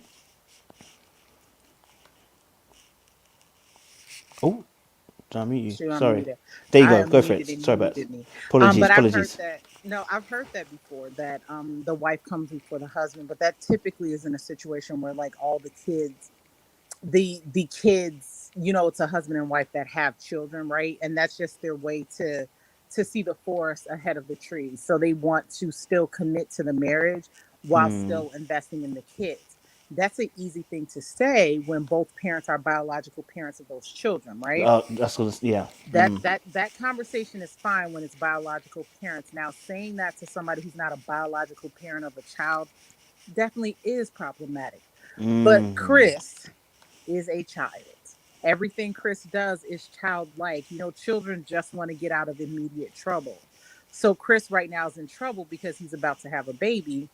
So to get out of the immediate trouble, he's just saying everything he needs to say to get out of trouble. And that's where that whole thing comes from. Like, he just wants to get out of trouble. Like, he knows Paige is going to be annoyed right now. He knows she's irritated right now. I mean, flash forward to next episode, he's trying to put himself back in trouble, and he's going to say what he needs to do to get. I mean, it's a constant pattern. Get in trouble, get out of trouble. Get in trouble, get out of trouble. He's a child. He's stunted. I don't know like what trauma he's dealt with in his childhood, but he is living his childhood trauma in adulthood. And I had a therapist say this to me before, like, if you are looking for what you missed in childhood in your marriage, you're looking for a toxic relationship. So every relationship Chris is going to have is going to be toxic. Every interaction is toxic. Like, the relationships he has with his parents right now is toxic. The relationship he has with his wife, both of his ex fiancés, the relationship he has with his friends, it's all toxic. He has a bunch of people who just are toxic to him, and they don't want to tell him the truth. Appreciate you today. Appreciate it. Whew, it's getting tight over here. Oh, Maria's not on the board. Sorry, apologies. Let me get Maria on. Maria, Hey, how you doing, hey man? everyone. I'm doing good. Good to see you again. Good to see you again. We're talking about whether the comment around, obviously, where Chris made a comment about, obviously, he's going to put his wife before his child. Do you think it was problematic? If so, yes. If so, why? If not, also why? Um, it's tricky because they're both, quote unquote Christians, right? And I grew up in a Christian household, and I've heard my dad say this before. And I agree with Yatunde, like, if it's, in a biological situation, the kids are both of the parents that we're Yeah. talking about, then that makes more sense, right? But I think they're taking that concept a little bit out of context in this particular scenario because, and it's tricky because they got married supposedly before he knew about the child, right? And this child is now like just out there. We don't know if he's even the father, number one, and there's just a lot of just weirdness about it. And so I know everyone is bashing Paige about like not knowing what to do and not knowing what to do. And I agree that like she is, you know, she's being way too easy on him, definitely. But, they did make vows, and vows do mean something, especially if you are a Christian. So trying to work out something that, you put yourself in this situation, I understand it. I'm not saying I would necessarily, like, if it were me, like, furniture would have been moving. Okay. But that's just me. But like, I totally get why she might be, going back and forth in her mind, like, should I leave? Should I stay? Because in her mind, as a Christian woman and marriage being a significant thing of what it is to both of them, I could totally see how confusing this could be for her, And then, yeah, I think it's problematic, the child in this case, it I don't want to say necessarily should come first, but I think it should be at least on an equal level of priority. You know, I don't believe in putting a hierarchy in terms of people that we care about in our family. You know, like it should be we all, you know, come first to each other, you know? But the thing is, like, Paige is in a weird situation because now she has to put this man first in her life who is not able to put her first. And then she'll have to take care of his child and deal with this baby mama drama. And, like, I don't know. But I get where the sentiment came from. I get where they're coming from with that. I've heard it before. But I think this situation is just very different. Very nuanced. Appreciate it, bro. Appreciate it. Gayon, before I let you go, I just got to let Shanice go. Shanice, talk to us, man. We're talking about the question, obviously, in regards to having a kid, man. It's deep. I mean, is there a hierarchy? Is there levels to this stuff? I mean, is it problematic? Is it not problematic? Talk to us, man. I think I agree with what the two panelists said before about the difference between like a nuclear family with biological parents and they having the children, and they basically, I guess to me, my understanding of it is prioritizing the marriage so that you can have a whole family. You prioritize your marriage in order so that you can be there for your kids and you stay together, so you have a happy marriage and you have a happy family type of thing. But when it is that it's a situation where you have an outside child, to speak colloquially, it's different, right? And at the same time, I think it's inappropriate because he could say that, but there's nothing to back that up, right? He could say he'll prioritize Paige, but what evidence have we that that's what he will do? That's the key right? thing. So the child is, is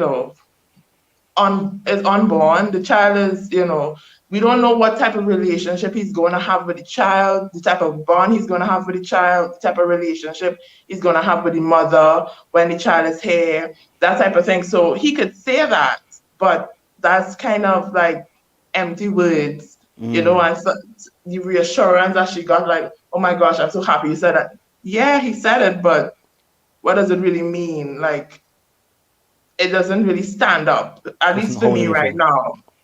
So that's the thing. And I think my issue with Paige, I think, is that she doesn't listen to herself. Like, I think in those situations, I think her gut reaction is right. Like her first thought is always right. Like when she spoke with him and she got this whole sour vibes when it comes to the ex-girlfriend and the tattoo and all of that. And like when they had the conversation and he was like, oh, I got devastating news and I don't want to tell you. And you know what I mean? So she pushes back and she, I think she's right on in terms of her thinking, but she somehow convinces herself that she shouldn't listen to herself. And I think that's where the Christianity and the religion and all those things come into play, where it just eats away at her own confidence in herself, that she shouldn't listen to herself, that somehow God knows better and God has decided for her, versus her own free will and her own choice and her own understanding of the scenario. So I think that's my concern about it. Appreciate it, Shanice. Go on, go for it. You wanted to say something. Oh, sorry, I've muted you. You got to unmute yourself. Gayon. I just want to bring up two concepts that are in my mind when I'm watching Paige and Chris when they sit down for that dinner in that near to end scene. And it's, number one, performative Christianity. And let me explain what I think of performative Christianity. Okay, please. Obviously, there's real spirituality that's going on where you're engaging with God. You're trying to grow in your faith. You're trying to walk out whatever principles you feel like God's wanting you to walk out. Fine. Everybody gets that. But performative Christianity, in my eyes, again, this is just one humble young lady trying to live her life and understand following Jesus, trying to, live for God, and the fluff. Performative Christianity deals with the religious stuff, the things that you feel like you have to do in front of other people to point to how spiritual you are, or how mature you are, how wise you are, how pious you are, how elite you are. Okay. And I think something in my gut, it's a hunch in me that it's happening in both Chris and Paige. and it's playing out in different ways. With Chris, the whole father card, it was like, I'm gonna step up, but I want to honor you as my first, you're gonna be still number one. Chris, you don't like Paige. You don't like her. You told her that in 24 hours after having sex twice. Stop. Right? Whatever is in him from his religious circles, that performative Christianity is coming to the front. For Paige, it's more the patient woman. It's the I'm going to suffer long and be humble of heart and soft spoken when faced with all of the dysfunction in him. I'm going to process it and pray about it and still stick with God. I'm going to still stick with God on it. And it's like, Paige, you don't need to do that. Like, there's clear in scripture people who had honest, valid emotional reactions to foolishness in their day. I mean, we see this with, listen, I'm not no preacher, y'all, but literally, like there's in scripture. I don't know chapter and verse, but you guys know in the New Testament, Paul goes after Peter about his racism. Real talk. Yep. He's like, look, Peter, when the other Jewish folks come around, you want like to do you're all this this way. Stop acting like you don't see this. You know what I mean? And he literally lays him out. There's another part of scripture where Paul was like, look, I had to let John Mark go. I can't do ministry with him. Yep. Listen, this is literally the writer of a bunch of scripture saying, I had to let go of something that I thought was God. You know what I mean? Like so I feel like there's just a place in all of this where performative Christianity is coming out and they're not seeing it for what it is. They're just like, oh, I want to be good for you too. And somebody said, they did take vows. I get that. I just feel like, let me not be flippant here. I really get that. Vows are serious. 30 seconds, Gail. 30 seconds. Sorry, yeah. I just think that they knew that they signed up for an experiment where there's a 50% chance it will not work on day one. And that they should honor that too. Ooh. That's a bar. Kenny, go for it. Okay, I'm gonna try. I mean, everyone is dropping gems, and Gayon, you just dropped a bomb. So I don't know how I'm supposed to go after that, but I'm gonna try. You good, Kenny. All right. So I'm gonna try to be quick. There's one thing that we need to bear in mind. There's something that growing up, my mother used to tell me, and the older I get, there's a lot of stuff that I've let go, and there's a lot of stuff I've evolved, on my own personal experience. But this thing that she told me has always stuck with me. There is a difference between God's perfect will and his permissible will. Yeah, go for it. Okay. Now, y'all don't want church today? You came here for marriage the first time, but you're gonna get Jesus. Go on, Ken. I want everyone who listens to this panel, when you walk away, don't please. I know it sounds like we're blaming the victim, Paige, but we're just talking real. We're just dissecting how not to be in that situation. I agree. We recognize that Paige is a victim, and we recognize that Chris is trash and he is a predator. But now, like Chris's work, we just hope that you never be a Chris. If you're a Chris, I don't even think you'll be here because Chris couldn't take the heat. I don't think he'd even be here. So the people who are in this chat are people who are trying not to be like Paige. So let's speak to one another. Okay. There's a difference between God's perfect will and God's permissive will. God's perfect will is plan A, is what he had intended from the get-go. It is the Garden of Eden, Adam and Eve. It is Jesus coming into the world with Mary and Joseph. Mary followed God's perfect will. Now, perfect will doesn't mean that everything will be smooth, roses, and daisy. What it means is that if you take step by step, hand in hand with God, no matter what happens, he will work it out where you don't have to be destroyed, you don't have to break, you don't have to be traumatized, right? Everything around you could be destroyed, but you will be refined, not destroyed. There's a difference. Now, permissive will is God's grace. See, permissive will is falling off. Go again. Come back. No, they can't miss that, sis. They need to understand this. No, I'm being real because what she's talking about on the show is what you're going to deliver. Say that again for them. I need them to understand this. Permissive will, to permit. It comes from the word permit. To permit, it means to allow. It's not to usher in. It's not with intention. It's to just let it go. To allow. Permissive will is God's grace. What we always say, grace, grace, grace. Where Paul says, shall we continue to sin so that grace will abound? That's what Paul is talking about. He said, do you want to continue to allow God to just permit you, to permit you, to permit you? No. Permissive will is someone breaking into your house and you just forgive them because, because God. But you don't want them breaking into your house. Permissive will damages you. Permissive will comes with consequences. Permissive will is what Satan was asking Jesus to do when he told Jesus to jump off the temple, the highest point of the temple, and say, won't angels catch you? Permissive will is testing God. Permissive will is what God doesn't want you to do because he doesn't want you to test him. Permissive will sometimes can be you walking into something blindly. It is supposed to be there like break in case of emergency. It's not plan A. Okay, a biblical example of permissive will is Abraham, Isaac, Esau. God wanted to have someone from Abraham. He had planned for Isaac so that we could all live happily ever after. It probably didn't need to be Jesus. Isaac was probably the redemption before Jesus. All right, that was perfect will. But here comes, a lovely Sarah. She goes and gets the maid, right? And then the maid gives us Esau. And we're not going to go into right now and that whole, but the point where Esau was born, God had to go into permissive will. Because he loves us, he came into another redemption plan. Permissive will is plan B, right? You want to have sex with your husband without thinking about anything, just give yourself. That's perfect will. Permissive will is going to get plan B pill. That's permissive will. It's that, whoops, let me protect myself. Okay?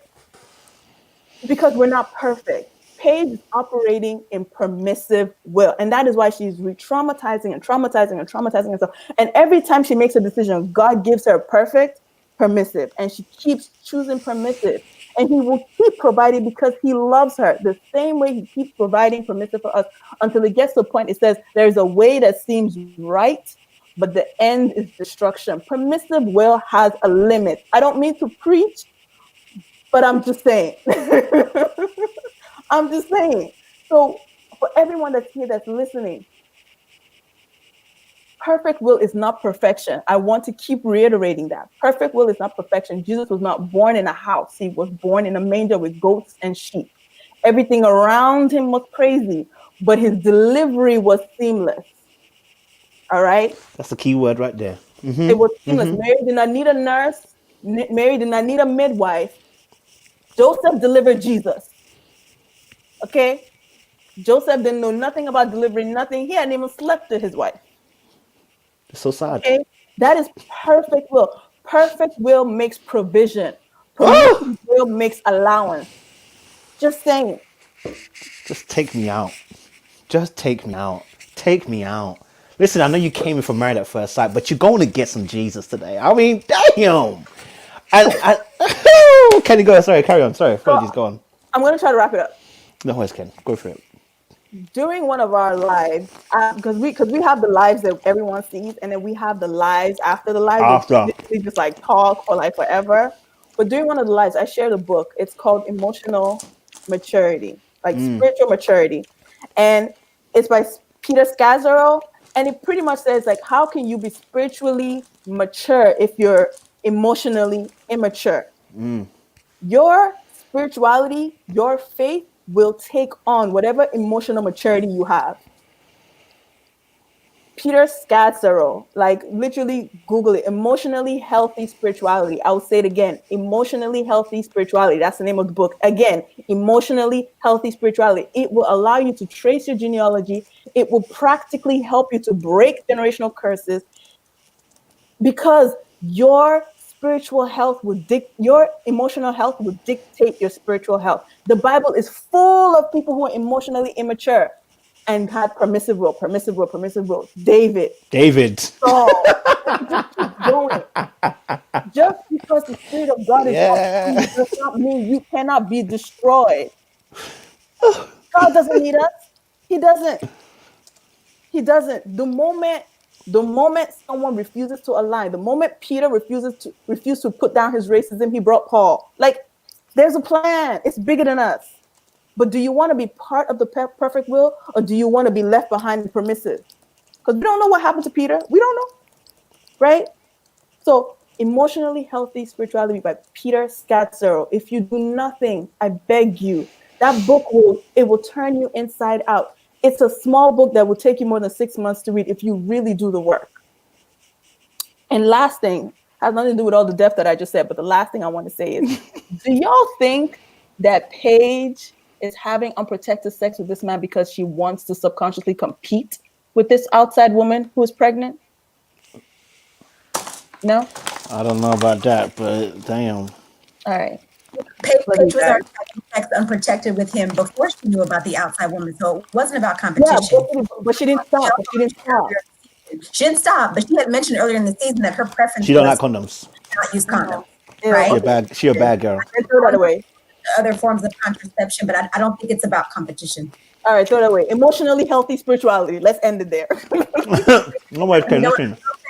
I will say though, she's very much like Sarai in that she's coming in and letting God, it's all God's plan, but she doesn't see how, kind of like Kelly Keisha was saying, her ego gets in the way, and she's like, well, much like Sarai, let me just get this bondwoman to come in here and help you have this, baby, because I'm too old. So Paige is going to try to put herself and insert herself and help God out to make what she wants to have happen come to life. And then if it were to happen, I promise you, she would sit up there and say, look at God. Look what God has Just done. did.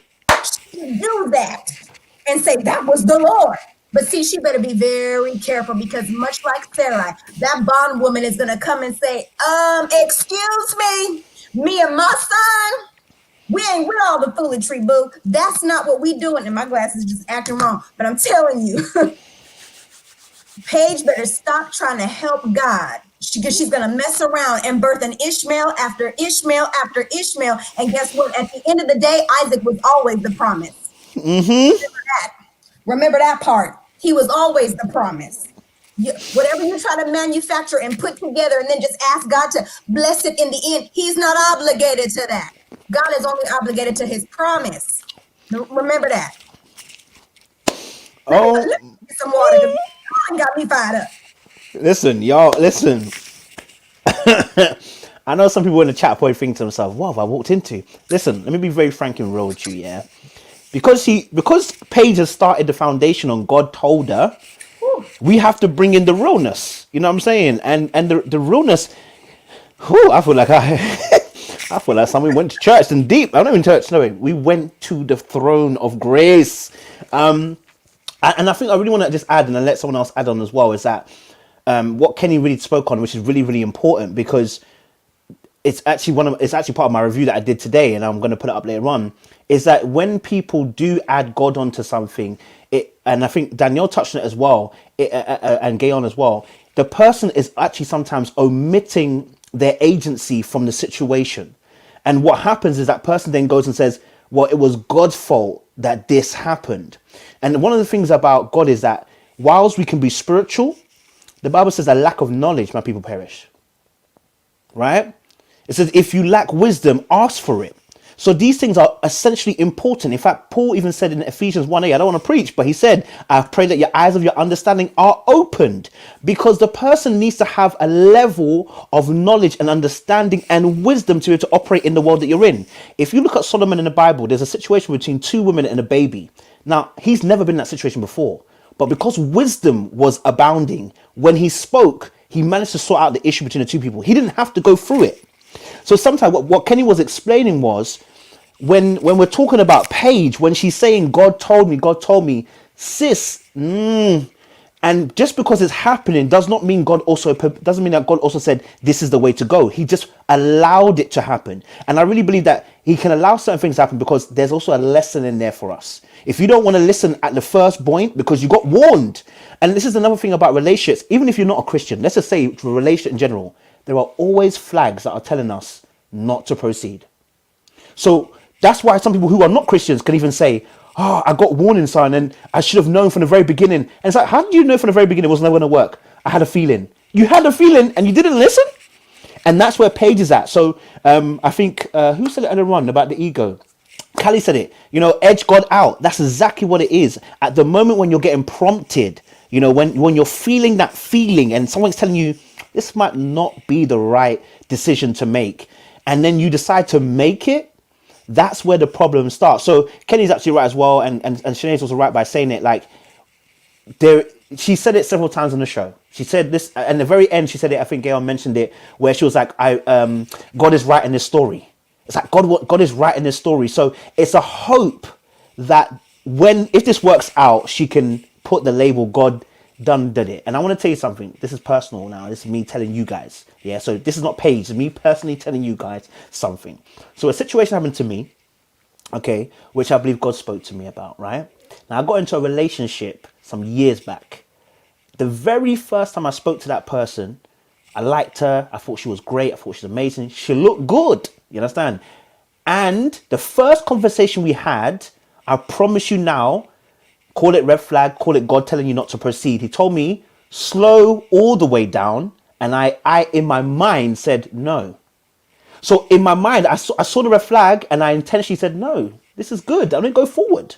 I heard the premise of you shouldn't go forward. Whether you want to call it God, whether you want to call it red flag, whether you're a relationship person, whatever, we all get warned. And we can see there are things that are telling us not to proceed. I decided to proceed. 2 years down the line, I'm out here getting cheated on. Whoa, what do you think? Can I blame God? No, you can only blame yourself. And that's a lesson. The lesson in here is that when you see the red flag, people, please, it's red for a reason. You don't go through it. Anyway, let me pass on my mic on. Let me pass the mic on. Max, talk to me, man. I ain't heard from you, Max. You know what I'm saying? Max, I ain't heard from you. Then I'm going to get Daniel after. Max, talk to me. Open up mic, girl. Listen, trying to take it all in. Trying to take it all in. But the truth is, we keep seeing God's mercy as his approval. Woo! And this is what Hold on, is causing... pause. We are not going to do that. We are not going to do that, guys. Whoa. It's a bit heavy right now. Whoa, let me take my health. All right, Max. All right, go. I'm ready. Hope you guys are listening. This is levels today. Go on. But this is it. We keep seeing God's mercy as his approval. And so every time he turns that red flag into, I don't know, a white one or a green one, we think, yes, he's with me. And he's like, no, I've just covered you. But when we see the flag covered, we're now thinking it's not red anymore. It's still red, there's just grey. And if we could get the discernment, if we could get the understanding, if we could connect with the spirit, if we could go beyond the surface, we would be able to see as he's called us to see, not just what we want to see. I mean, it's getting to the point now where, like someone said earlier, the tide will shift and people will stop looking at Chris, they'll start looking at Paige. Because you've got to also take in, we are witnesses to the world. We're the salt and we're supposed to be the light as well. So it's getting confusing for the Claras and for the Virginias and for the other people who, you know, maybe aren't quote unquote as close to God, but now they're looking at a Paige like, okay, you were the one when we were in the bar or wherever talking about you want to be submissive, you want to be this, you want to be that. And now she's making it not a mockery, but do you see what I'm saying? She's kind of putting a bad taste in people's mouth when it comes to God and godly things. And it's like, I don't know, it's just so hard to navigate because I'm sure, like someone said before, God is looking down like, raw, like, come on now, can you not put my name on that? Because that is getting really, it's getting really messy. And the Bible says, by their fruit, you shall know them. So sis, like it's like her and Chris have this, you know, redacted version of the Bible that only the two of them and their families have. I don't understand because it only seems like when she said, "Oh, he's a God-fearing man." What makes him God-fearing? What makes him God-fearing? I don't understand. I don't get it anymore because there's so many things that aren't pointing to God, but she's not looking for God, and so I think that's why she's still there. To be honest. Yes, Max. Danielle, go for it. You're gonna make me sweat up in here, boy. Oh, sorry, I need to unmute you. Apologies. Go for it, Danielle. You know what? I don't have a lot to say. I just wanted to share regarding the permissive part, and as it pertains to God's character and his holiness and his righteousness. Come on. He allowed David to go get and sleep with Bathsheba. But he also took that baby.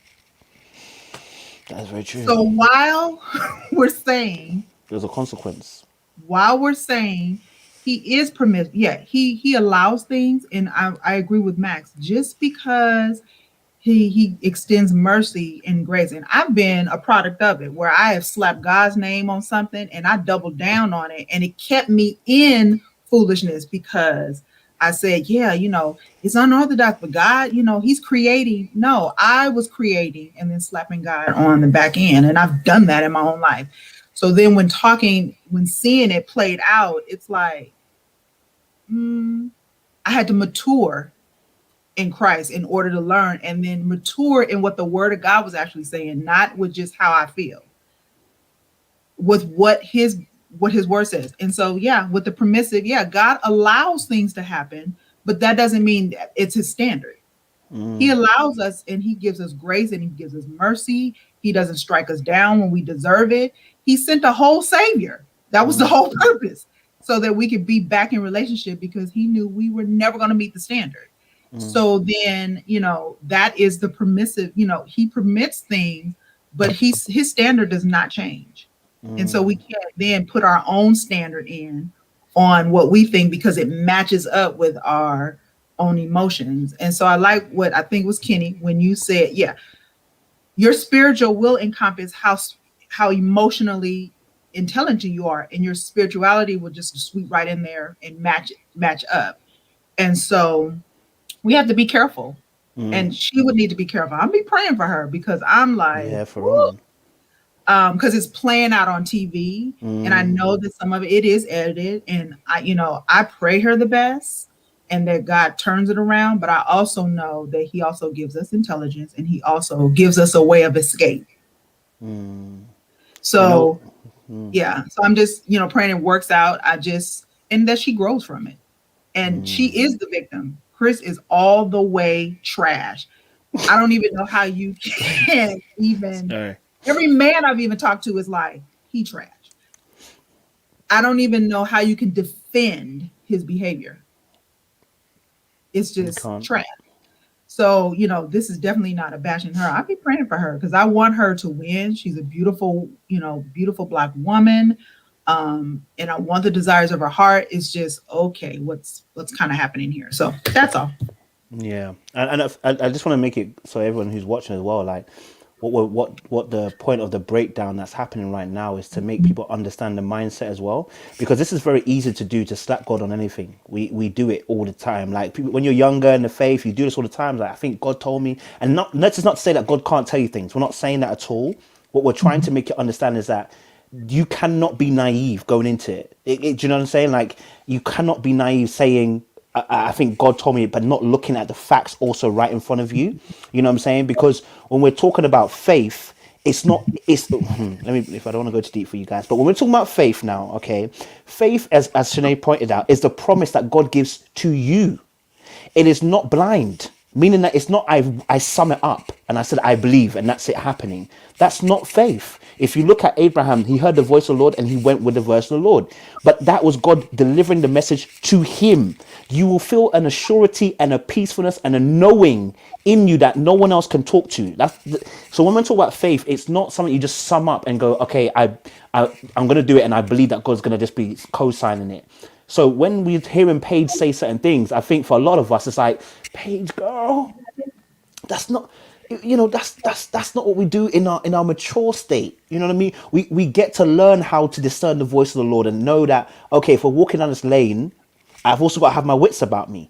And this is also not a guarantee either. Whether you're Christian, spirit-filled, emotionally well, it does not guarantee your marriage will absolutely work out. Because if you make a wrong choice, if the person does something silly in that relationship, because of free will, it is not a guarantee.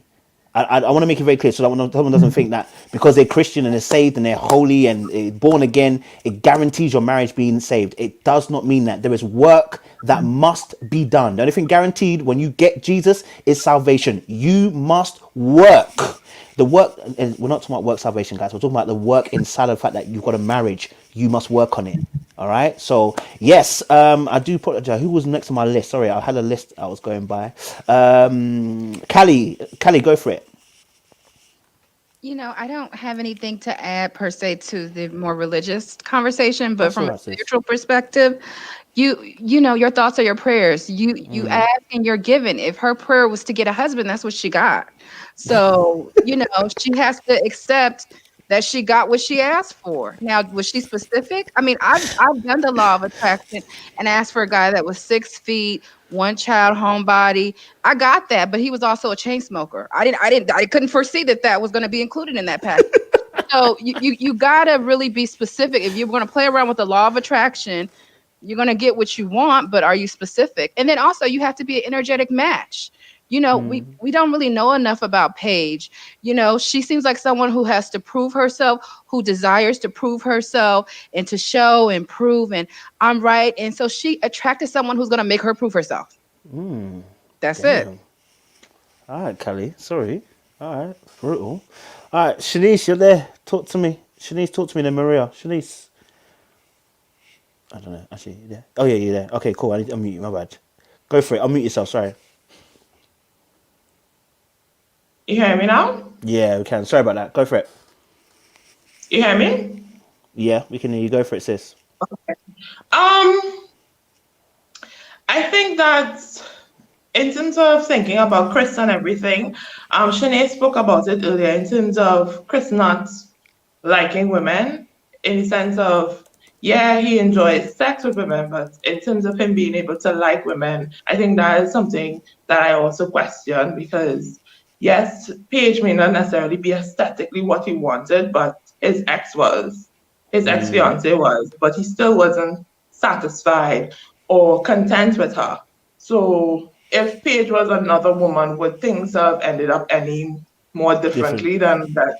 You know, like, would it be different? Maybe he would have, I guess, been a bit more pleasant to her, may not have told her that that she was unattractive, but I don't think his behavior would have been less gross in terms of him sexualizing her, his family's behavior, all of that, and even the thing with the child now, like all those same situations would have happened. So I don't think necessarily that the issues with the women, I think, is really with Chris and how he sees them and how he, really interacts with women and stuff like that. So I think that's something that he needs to work out. Appreciate that, Shanice. Appreciate that. You know what's interesting as well? Like, so obviously, just to piggy off what Callie said about, for instance, law of attraction. I don't believe it, but let me break something down about that, which is really interesting when it comes to relationships. You may feel this is what you want to attract, but have you done the work inside of yourself intrinsically to know what you actually need? And that's the key thing. You are attracting, let's say, whatever you call law of attraction, whatever you want to call it, I'm not going to throw anything out, but all I'll say is we are meeting people that you are meeting at your level. For instance, when you're a Christian, you're really about Jesus. You ain't trying to date someone who's not about Jesus. It's that simple. They don't do it for you no more. Why? So you may see them, but it doesn't attract you no more. And the same thing comes to relationships. A lot of times we're talking about, let's say you say, I want a man that is this, that, that, or I want a woman that's this, that, that. And you yourself have not done that work within yourself to even be able to contain that person. So you wouldn't have the tools nor the resources to be able to withstand that type of relationship with that type of person. So though you said it, what is the intrinsic work you've done within yourself? As Kenny put as well, the emotional, have you done that work? Because that's going to make sure that you could actually hold that particular blessing. Otherwise, my friends, you are just going to cause yourself an issue. New wineskins and old wine, new wine and old wineskins. It's going to cause a tear. You know what I mean? So yeah, Maria, talk to us. What are you saying?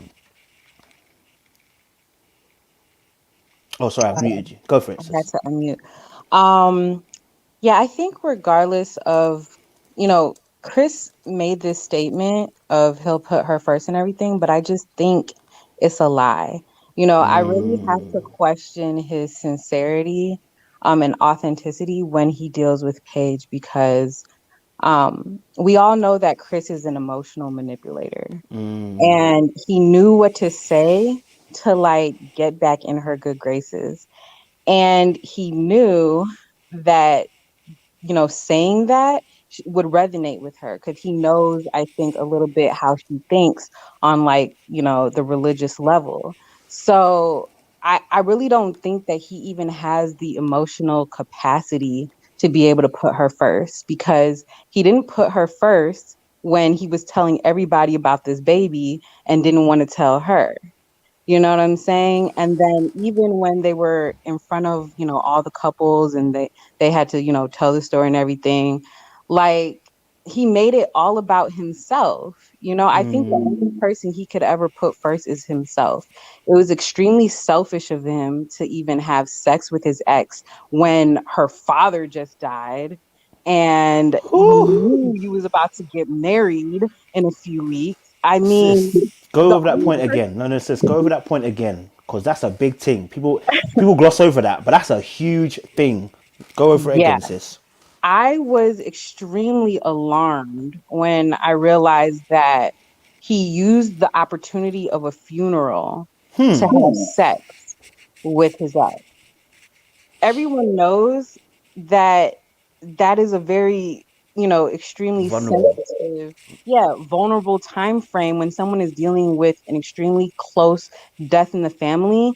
Don't cross those boundaries, especially if you guys are in an awkward situation with your relationship. Like if they were together and committed to each other, that's one thing. I mean, even then it's a little bit, tread lightly, but you guys were on the outs and you used it as an opportunity to get in. So there goes another manipulation tactic that he's using with another woman. So Shanice, I agree with you. Like, in another woman, in this situation, the trash will still come through.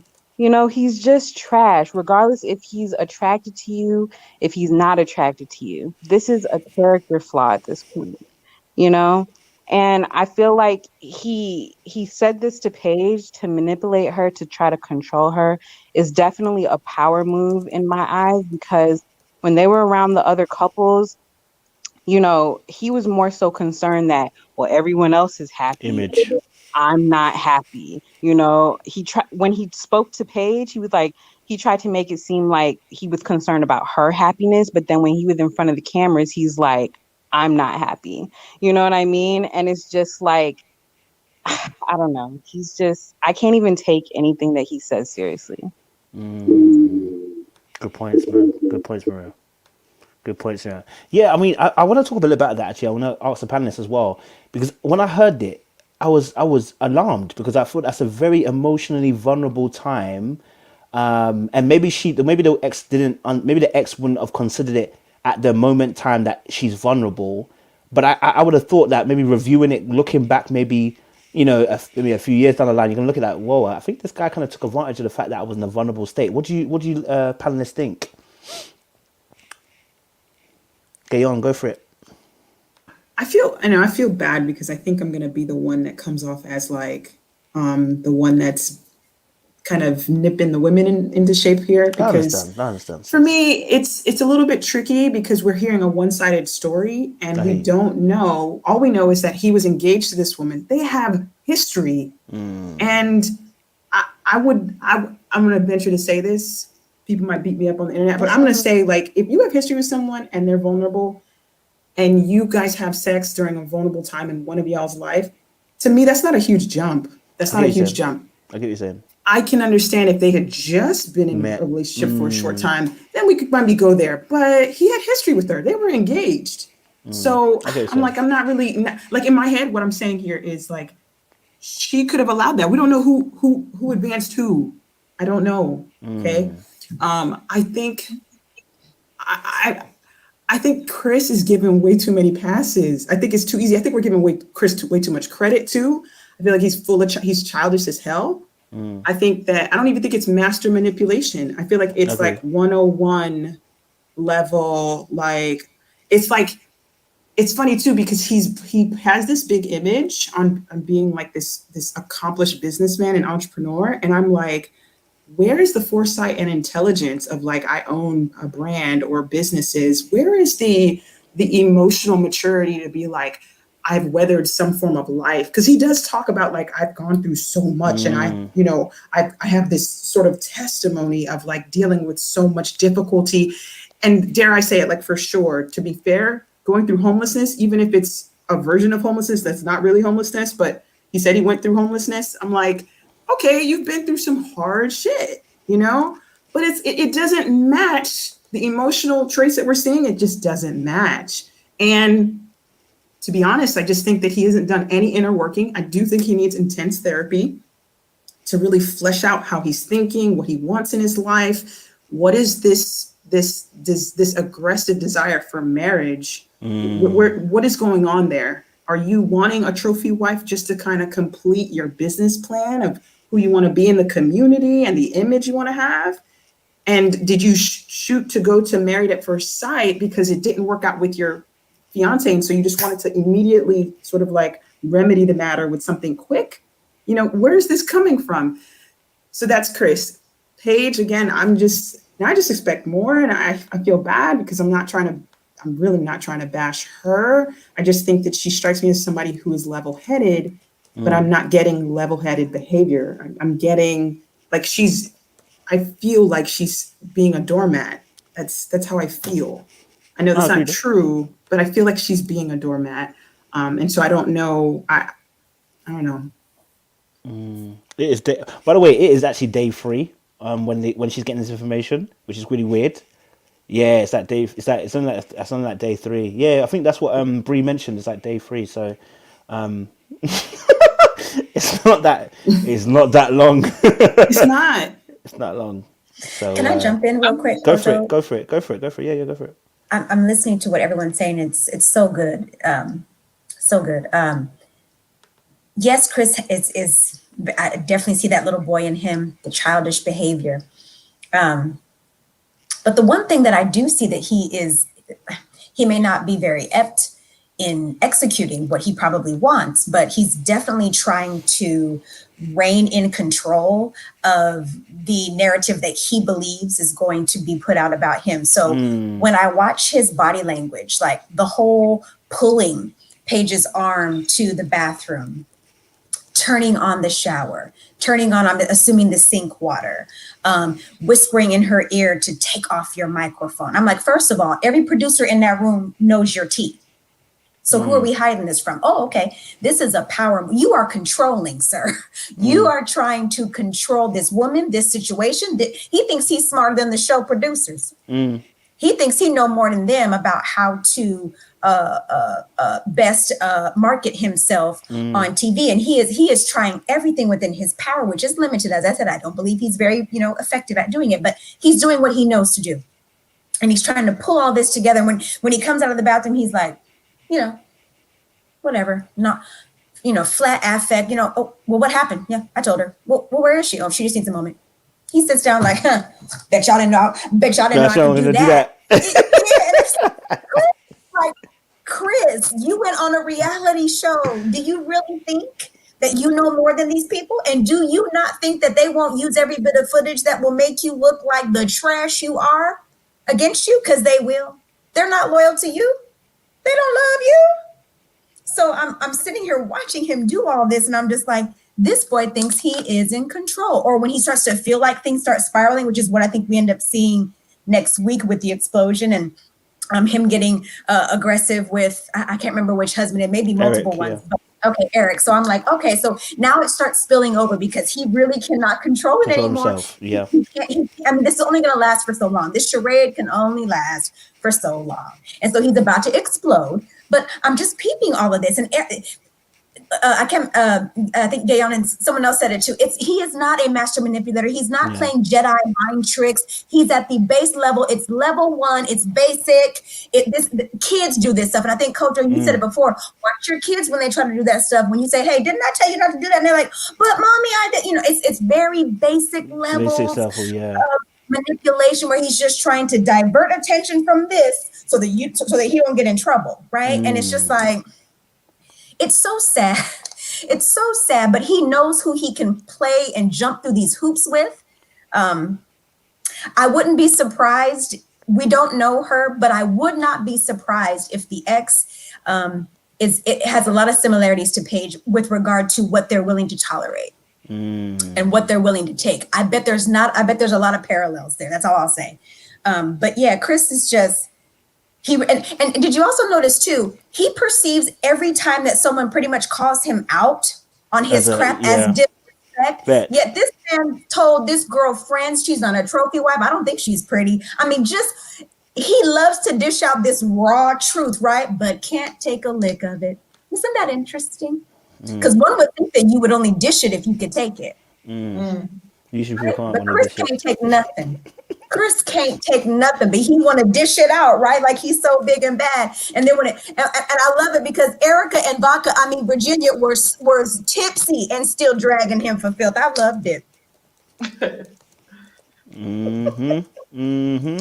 Can I say something? Like, Go for it, Ken. Go for it, Ken. Yeah. Shanae has dropped all of the gems. Honestly, you just broke it down perfect.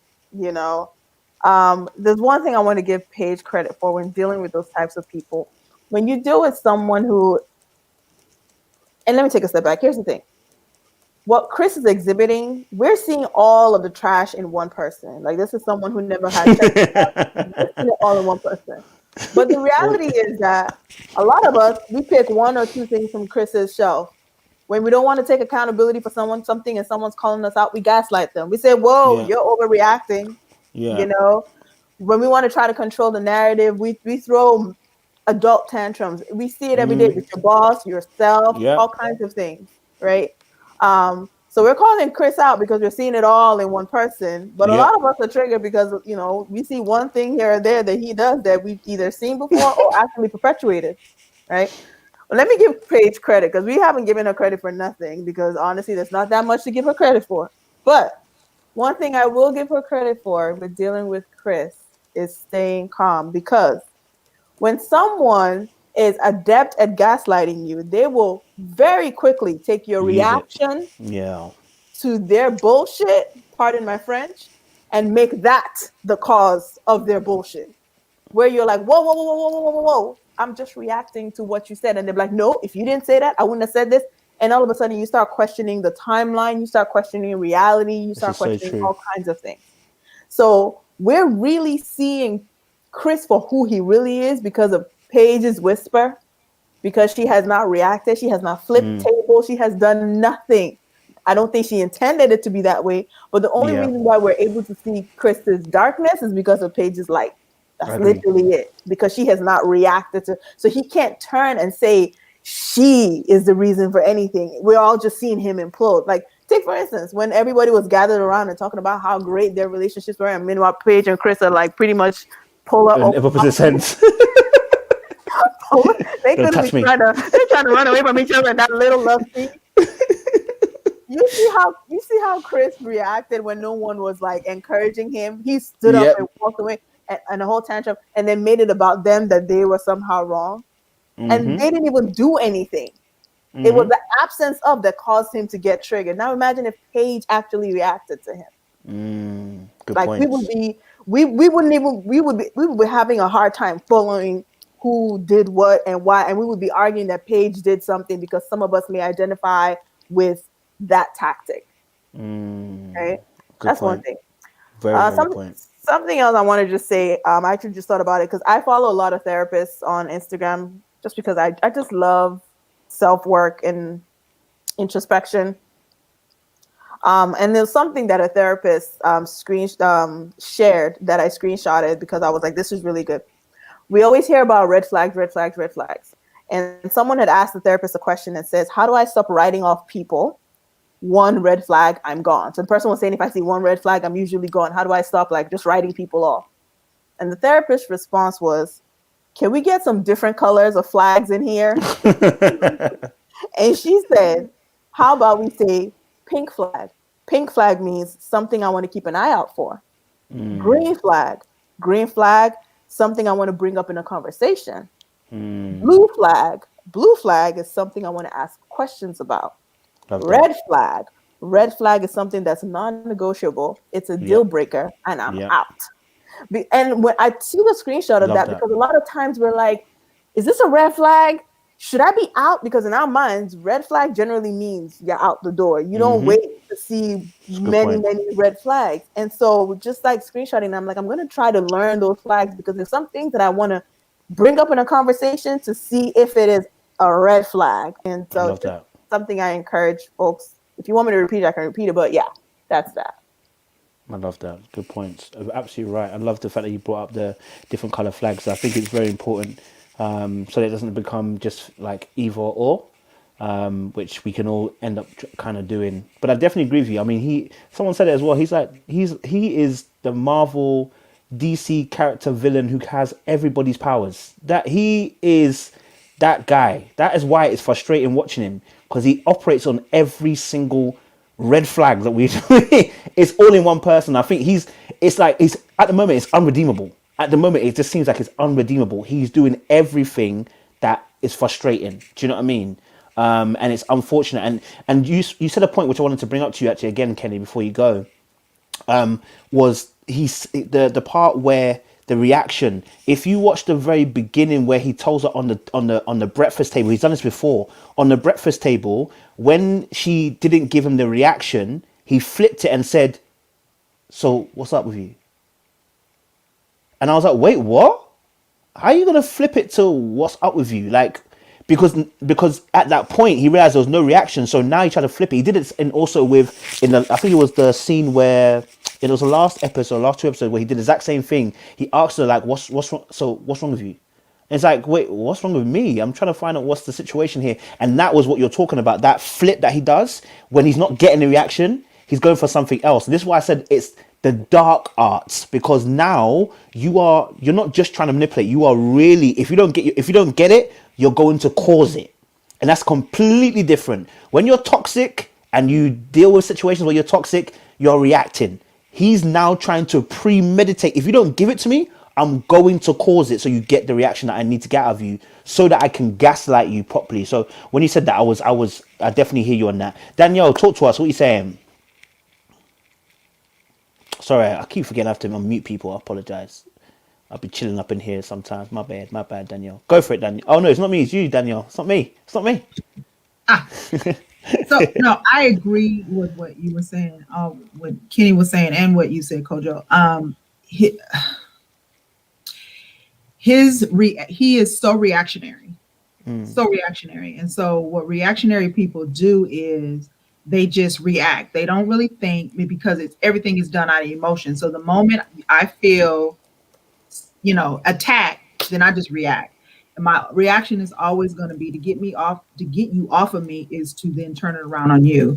And he did do that. He did that so many times. It's like, how do I step on your toe and then come and say, hey, and you go, I'm upset. Oh, why are you upset? You just threw a boulder at my head.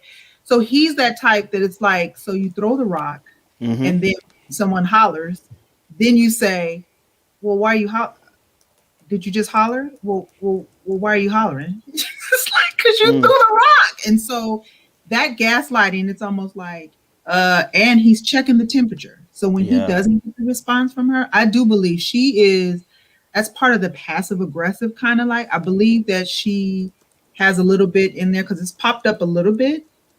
But I believe she is really holding on, like, I'm not going to do it. I'm not going to be on TV acting like this. I'm just not going to do it. I'm not doing it. I also think it's part of her personality as well, that she's not one of those rah-rahs, but I do believe she's like, I'm not going to do it. And so I'm not going to respond. And I believe when she does the walk away is when she kind of goes, okay, let me pull. She may be yelling in the pillow or doing whatever she needs to do at that point. But on that camera, I don't know if she's going to be like, because she has those moments where she gets that look. Like he says something and she's like, I know you didn't just say it. Did I just hear that right? She has those moments where she knows that's not right. I've seen it. But yeah, he's trying to check the temperature every time she doesn't give him the response, and is like, oh, let me do a temperature check so I know what to do next. Because everything is reactionary. Everything is a reaction. And so he's been problematic to me since really episode 1. In his whole, before they even picked who, the people were going to be, everything that he was saying, I said, this is going to be problematic. Religiously, it was problematic. To me, his pastor's problematic. Like, just everything that they were all talking about. Like, it was just all problematic. And I just said, oh, God. Okay. I don't even know how this is going. He's just been problematic to me, just in what he says, the shallowness, the ego, the audacity, Just all of it. It's just like, so he's basically showing us, he has definitely been consistent, even when he flips and does the nice, like, oh, yeah, I've been you don't deserve all of this. Well, if you know she don't deserve all of this, why are you serving it, sir? See how that manipulation goes? It's all in moments. Like, oh, I realize I've been a butthole. Okay, yeah, let me clean up the image and be like, yeah, you don't deserve this. And then in the next minute, yeah, I notice in the confessional, I notice, they're all supporting her, but nobody's caring about me. Well, it's your fault. Yeah.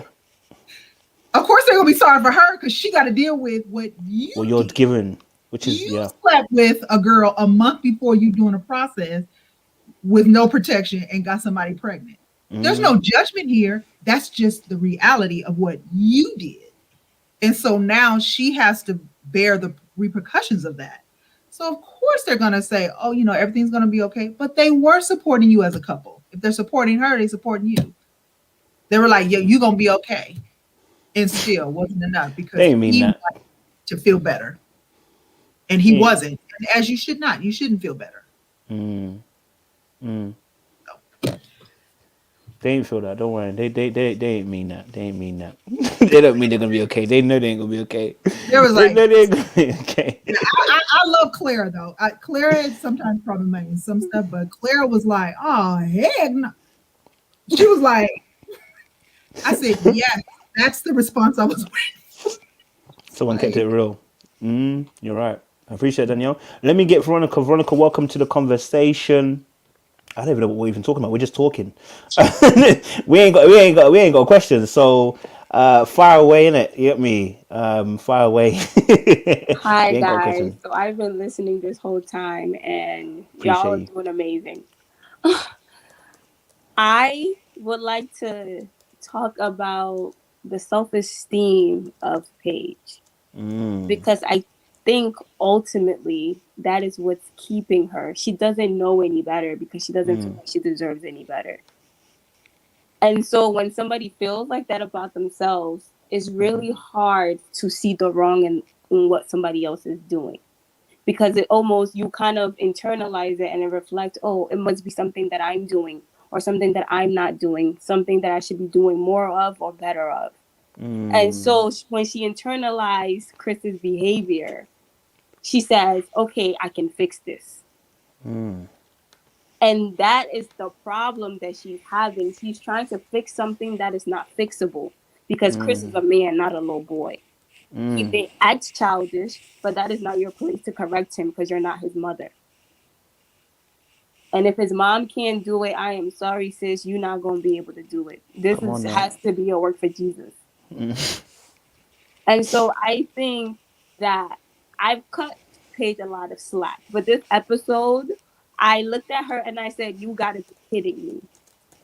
Not when this man dragged your arm to the room and then instructed you to do what it is that he wanted you to do so that he can tell you how he messed up. You're like, and I was like, the producer should have just bust in there like, this is a contract. We have to see this on camera. Because I think that was also another problem why she didn't react. She wasn't reactionary because of the fact that, so I think Kenny was saying earlier in the show, the fact that she doesn't want to come off angry. She doesn't want to feed into a stereotype. And so I don't know if you guys saw how calmly she walked out of the bathroom. But when she walked out of the bathroom, I said, oh, she's about to blow. But she wanted to do it outside of the camera. And I think that he's really doing a work on her and she's going to need years of therapy because this is a national embarrassment. And she should be embarrassed for being in the scenes with him because he doesn't even belong in the trash because at least a trash has a bottom. God damn. He belongs in a wasteland. Like he belongs in total wasteland because I don't think he cares how he's coming off. I think as long as he gets what he wants, he doesn't really care how he comes off because he's like a kid. And I said this to my mom because I watched it with my mom.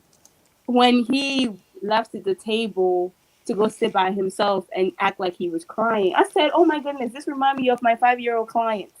Mm-hmm. Wow. He's throwing a tantrum because he's feeling like nobody's giving him attention.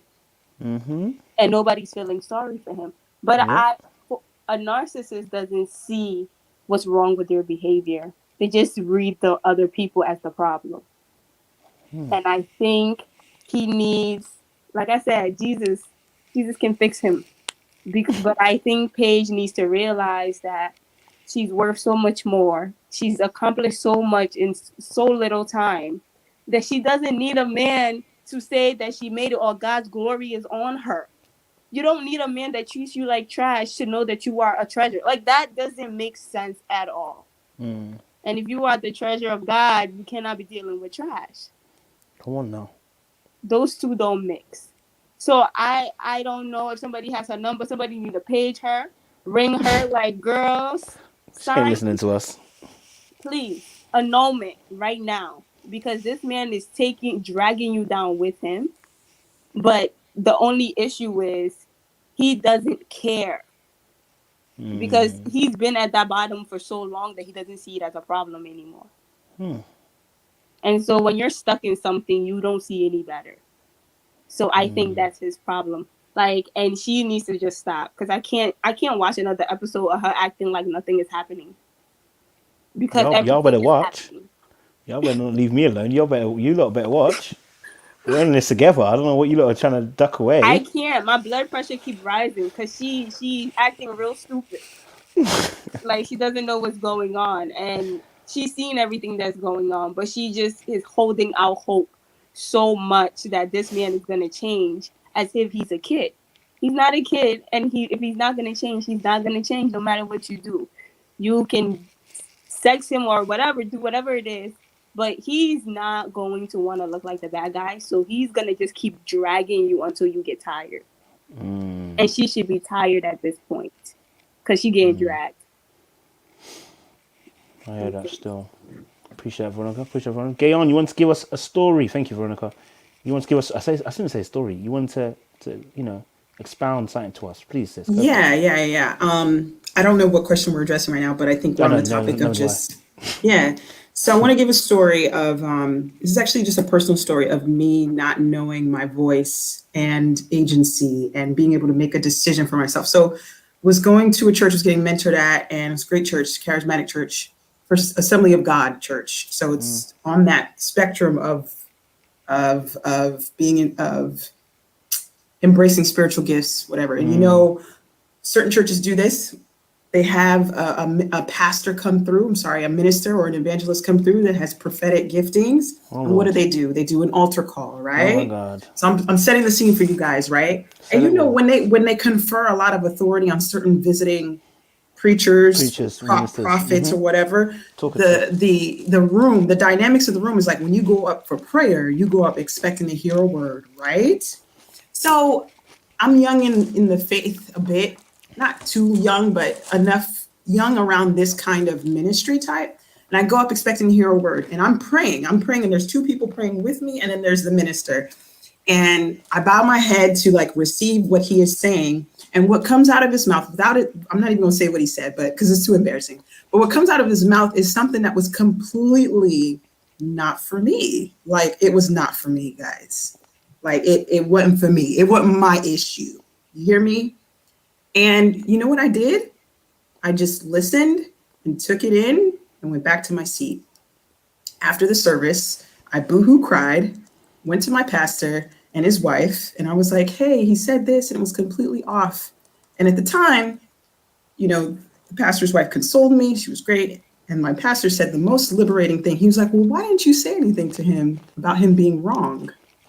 Like, why didn't you say anything? At the altar. And in my head, I'm like, at that moment?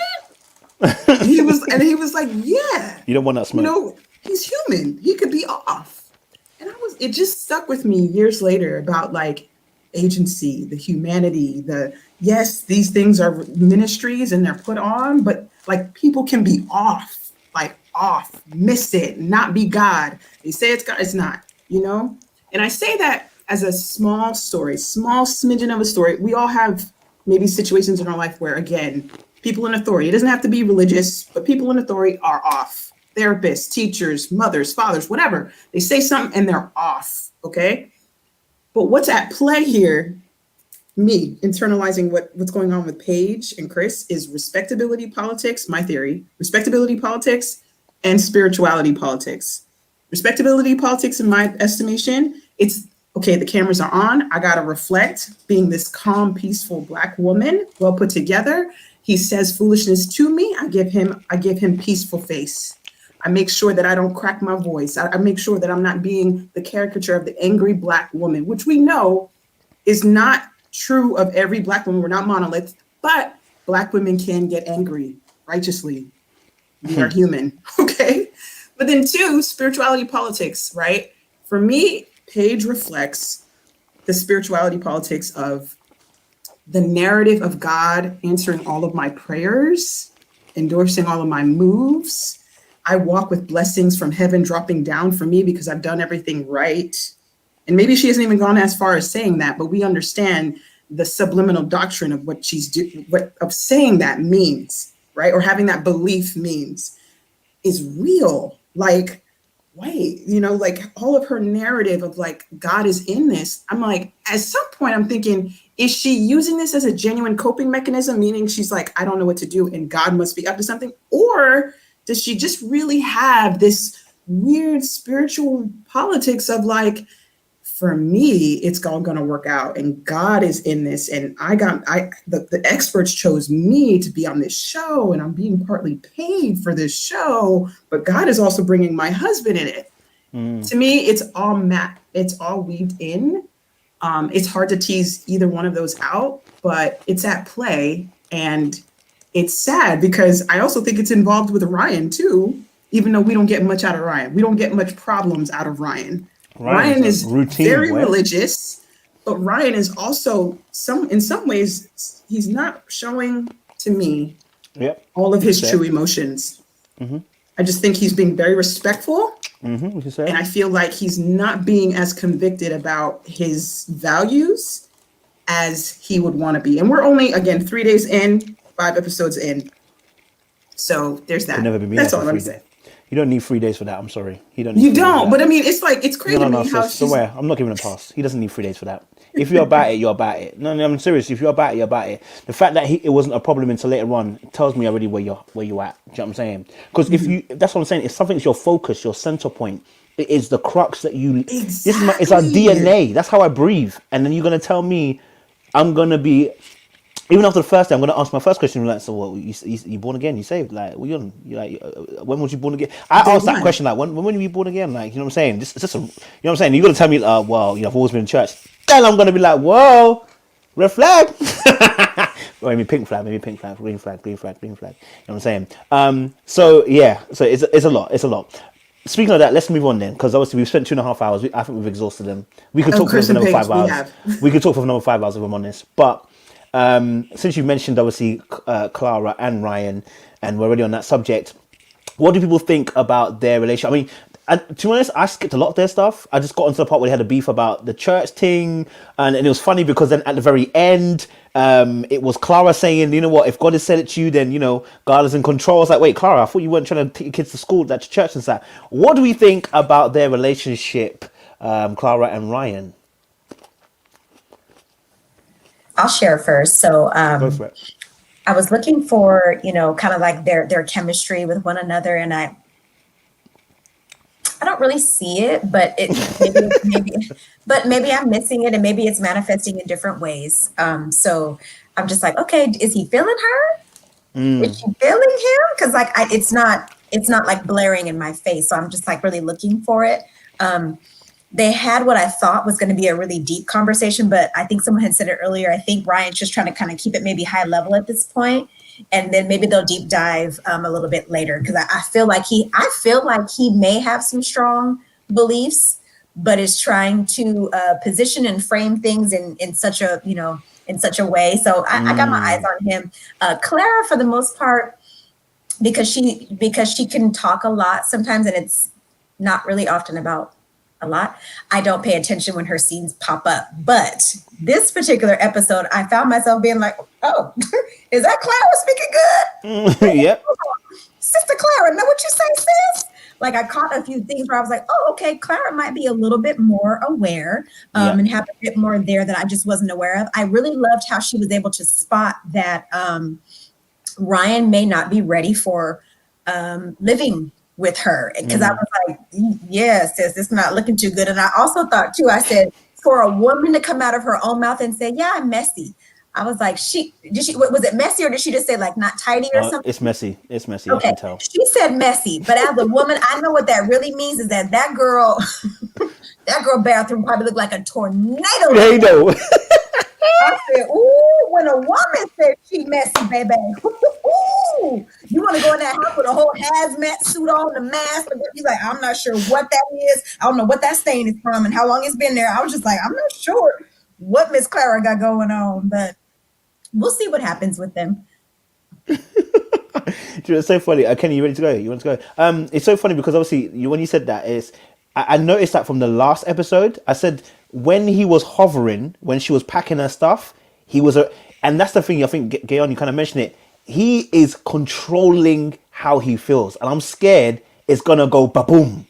Because he really is not giving how he actually feels. He is frustrated when she was messy. He was frustrated with the fact that she was not on time.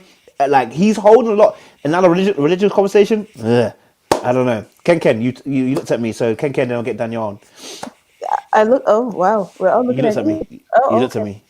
I don't have anything to add about what's his face and what are the names? Ryan and Clara. I don't have you don't watch that part. You skip past it. No.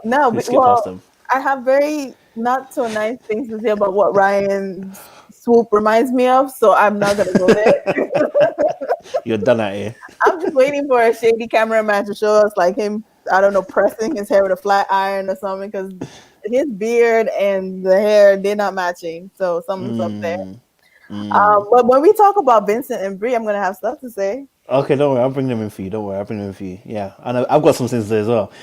Danielle, go for it, and then I'll get Veronica Marie on. Oh, I need to unmute you, don't I? Oh, Danielle, unmute yourself. Go for it. I agree. I think that he's holding back. That he's not really, because all what she was talking, sure. And when they matched them, there was no big talk about how important religion was. And then when the parents made it important, then all of a sudden he then began to talk about it. And at best, he's cultural. It's cultural religion. I just want the foundation. People are, I want my foundation when they have kids. And, I want my kids to have the foundation. And to me, I think she's more authentic because she's like, hey, I want to be open to whatever my kids want to do, and I'll just support that. She's more authentic, and even though it is convoluted because you have to kind of find the authenticity in the chatter, but she is definitely more, is what you see is what you get. And he is more reserved, and it could be from how he was brought up. Like, we don't really talk about feelings. We just kind of do. And so that probably lends to the rigidness and the tidiness. It's going to be interesting to play because she's kind of like, I kind of shoot from the hip. And even though like, oh, that didn't land right, but she still shoots from the hip. It's still authentic. So it's going to be interesting because she talks a lot.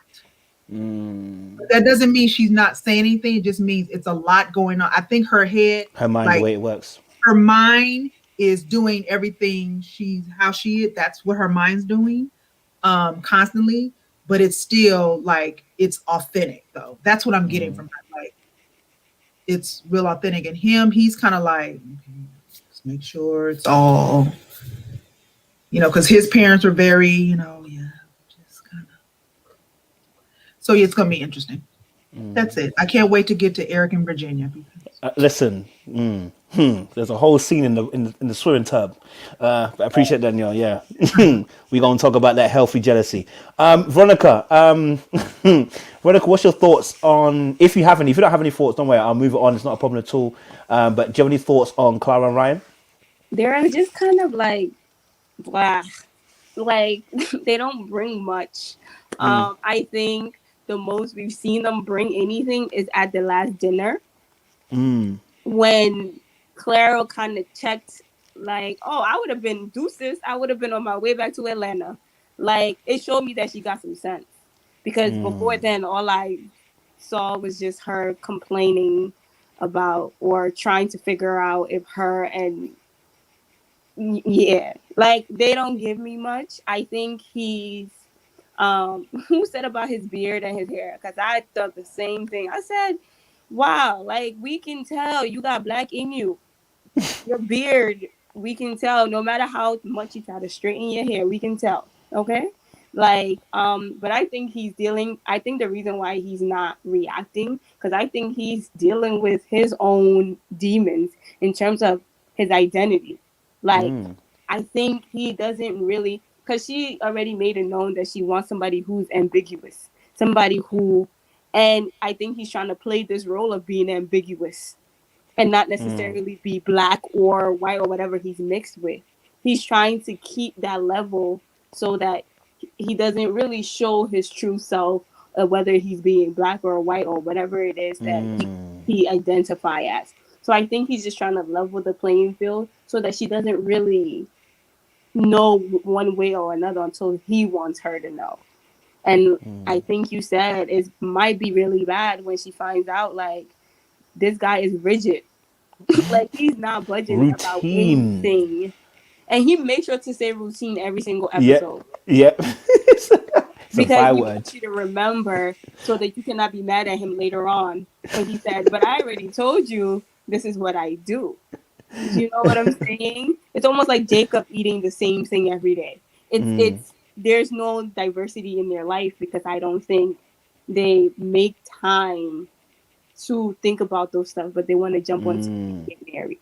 So I think with him, I think he's dealing with his identity, because I felt like he looked just like his brother when he put that hat on. I said, "Oh, there's that. You look like your brother. You black." Like, I think the whole time, sometimes you forget, but I think like he's trying to play a certain role because she's asked for a certain role. I appreciate it. Maria, what's your thoughts on last one on this one, and we'll go to quickly dish dash on Erica and Virginia. Go for it. So my thoughts on Clara is that the religion thing is going to be a much bigger issue than she's letting on. Even though I know that she's saying that she will be open to whatever her kids want to do, I feel like there is a reflex against like Christianity that she's having, because I think that she had her own negative experience with it or whatever, Yeah. and she's turned off by it, because her original question for him was like, so are you going to want your kids to go to church and, you know, all of that. And, you know, if she was really open to her kids, you know, being into whatever, then, you know, what problem does she really have with them going to church, you know? Because, you know, just because you bring your kids to church doesn't mean you're forcing religion on them per se. You know what I mean? But I think she's having like, you know, a real negative reaction to it. And I don't think she wants church to be in the equation at all, you know, or like religion in the equation at all. And I think that's going to cause the issue, because it's clear that Ryan, or is his name Ryan? I always forget their Yeah, names. you're right. Oh, okay. Yeah, because I think Ryan, he may not be like a for real Christian or whatever, but I do think that he thinks that going to church is important, you know? So I don't know. It's interesting. I'll be interested to see how that plays out, but I think that, you know, that's going to be a much bigger issue on both sides, because I think that they both feel strongly on the opposite ends of it. So Appreciate it. All right, cool. Let's move on to Virginia and Eric, because there was a lovely scene in the swimming pool. First of all, the fact that Virginia said she ain't getting her hair wet just gave me black vibes. I loved it. She said, I don't get my hair wet. Hey, I'm not about to get my hair wet. She said, what? You don't? No. Do you know how long it took? And I was like, yo, I said, I love that. It was funny because it reminded me of my sisters and stuff. But yeah, what are we thinking about that situation where, I mean, is he too jealous? Is he too jealous? Is he showing signs of controlling there? Or is it, is there less of a red flag, but more of a case of have a conversation as to maybe why he is feeling the way he is? You know what I'm saying? Like, what do we think about that particular couple at the moment? Oh, don't be shy, guys. Don't be shy. Shanae, I saw you touch the screen, so you're not going. You don't have anything to say about them. You're moving mad. Danielle, it's me and you. It's me and you, Danielle. Because the rest of them, they don't watch the show. They didn't watch it for the people that they want the best people to watch it. Go on, me and Because you. everybody was so traumatized with Fate and Yeah, I Time. know. Well, okay, a couple of things. First, I just want to say,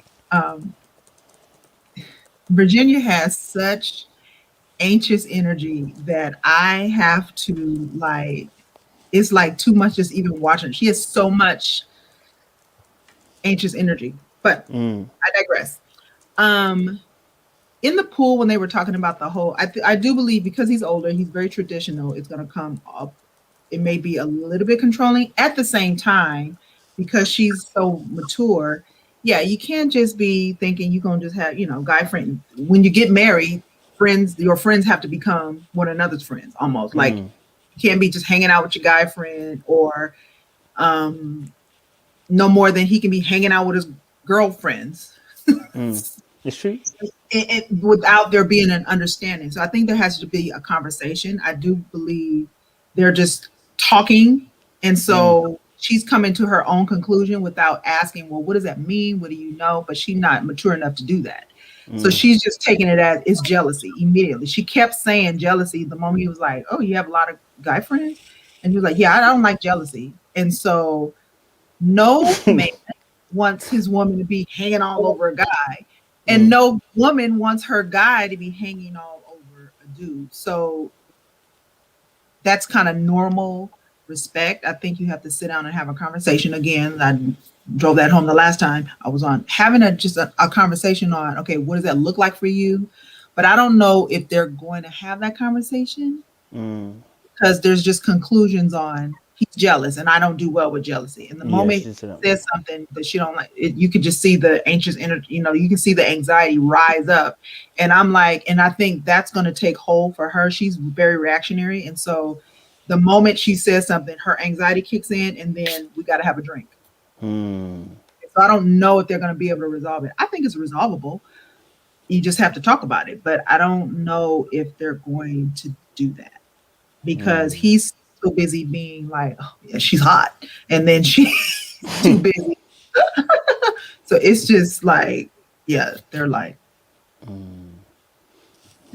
Appreciate that. I'll jump in here real quick, Coach Joe. Oh, jump in. Good, because yeah, I need to go to Lou. I need to go to Lou quickly.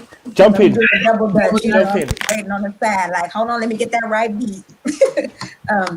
For me, this is why I didn't want to say nothing, because what's the guy's name that she's with? Eric. Eric, thank you. So Eric said an awful lot. And what I thought was interesting was when he said, I know how guys are. And she even said back to him, like, so are you like basically saying like how you are? Because I felt the same thing. I was like, Eric knows what the side of being friends with the girl and then maybe taking it too far looks like very well. He probably participated in something like that. And then I really was just like, healthy jealousy, make that one make sense. Because is that a thing for real? Like healthy jealousy? Does that exist? Do you know about that?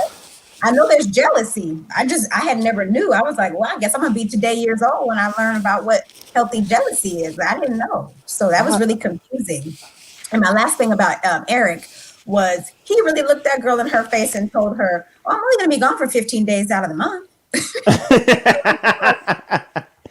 like, what? It's just 15 days.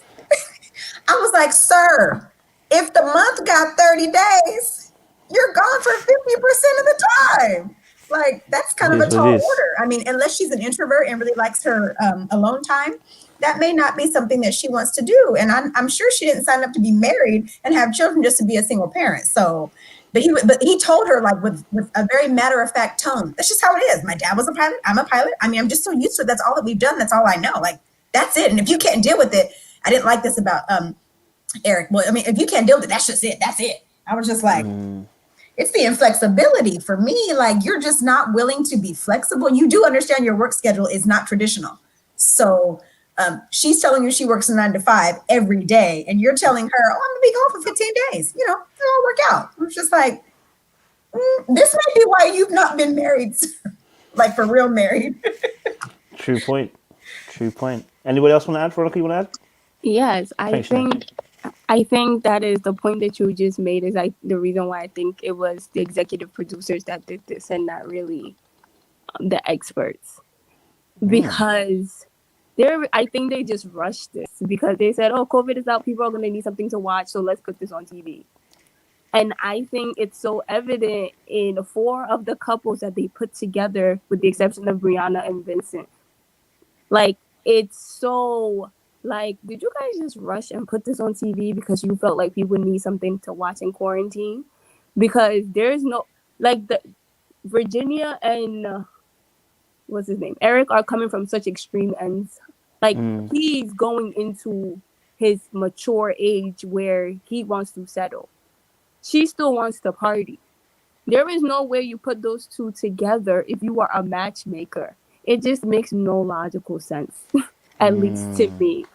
Because as much as she likes to have fun, you're gone 50% of the time. She's gonna find somebody else to bump, sir. That's why he's a bit stressed. And that's because the reason why I think that he doesn't really want her being friends with males is because I think she bumped one of her friends, and maybe it slipped one time when she was drunk. So because the way he reacted, it wasn't a normal reaction to somebody's thing. I think he was like, no, there's no way girls and guys can be friends. Like and so I think if he wants to go 50% of the time, she should be able to bump whoever. You gone 50%. Let me have a good time as well. And I think he's expecting her to be a 30-year-old middle-aged woman and settle and have kids. And she's just now passing her mid-20s. There is no way. She's just basically getting out of college. There's no way you're going to wrangle her back into this kind of lifestyle that you're trying to get her into, because that's not who she is. And she can only pretend and fake for so long before she's like, yeah, no, okay, grandpa, like I need to go out and have a good time. I think it's all good and sweet now because they're in the honeymoon phase. But when they get back, those 8 weeks are going to be a real tattletale. And she does have an anxious energy about her. And I think that's why she drinks so much. I think they're both drunk all the time, that they don't really talk about real issues. And when they do, they kind of slide over it. And so I think when she finally sobers up and gets back to reality, he's going to be like, oh, what the heck did I just sign up for? I don't think they're both thinking with sober minds. Her more so anxious than anything, because I think she talks to him like she's expecting an approval or some sort from him. And she's not getting that because he's not giving that energy. So I think they're going to be interesting. Appreciate that. Let's move on to our final couple then. Huh? I have something to say about this white couple. So now you got an opinion about him. Yeah, you just ducked off for like 20 minutes, and now you got an opinion. Go on then. I was listening to you guys. Sorry, isn't it? I'm trying to get stuff done but not drop at the same time. Go for it. So,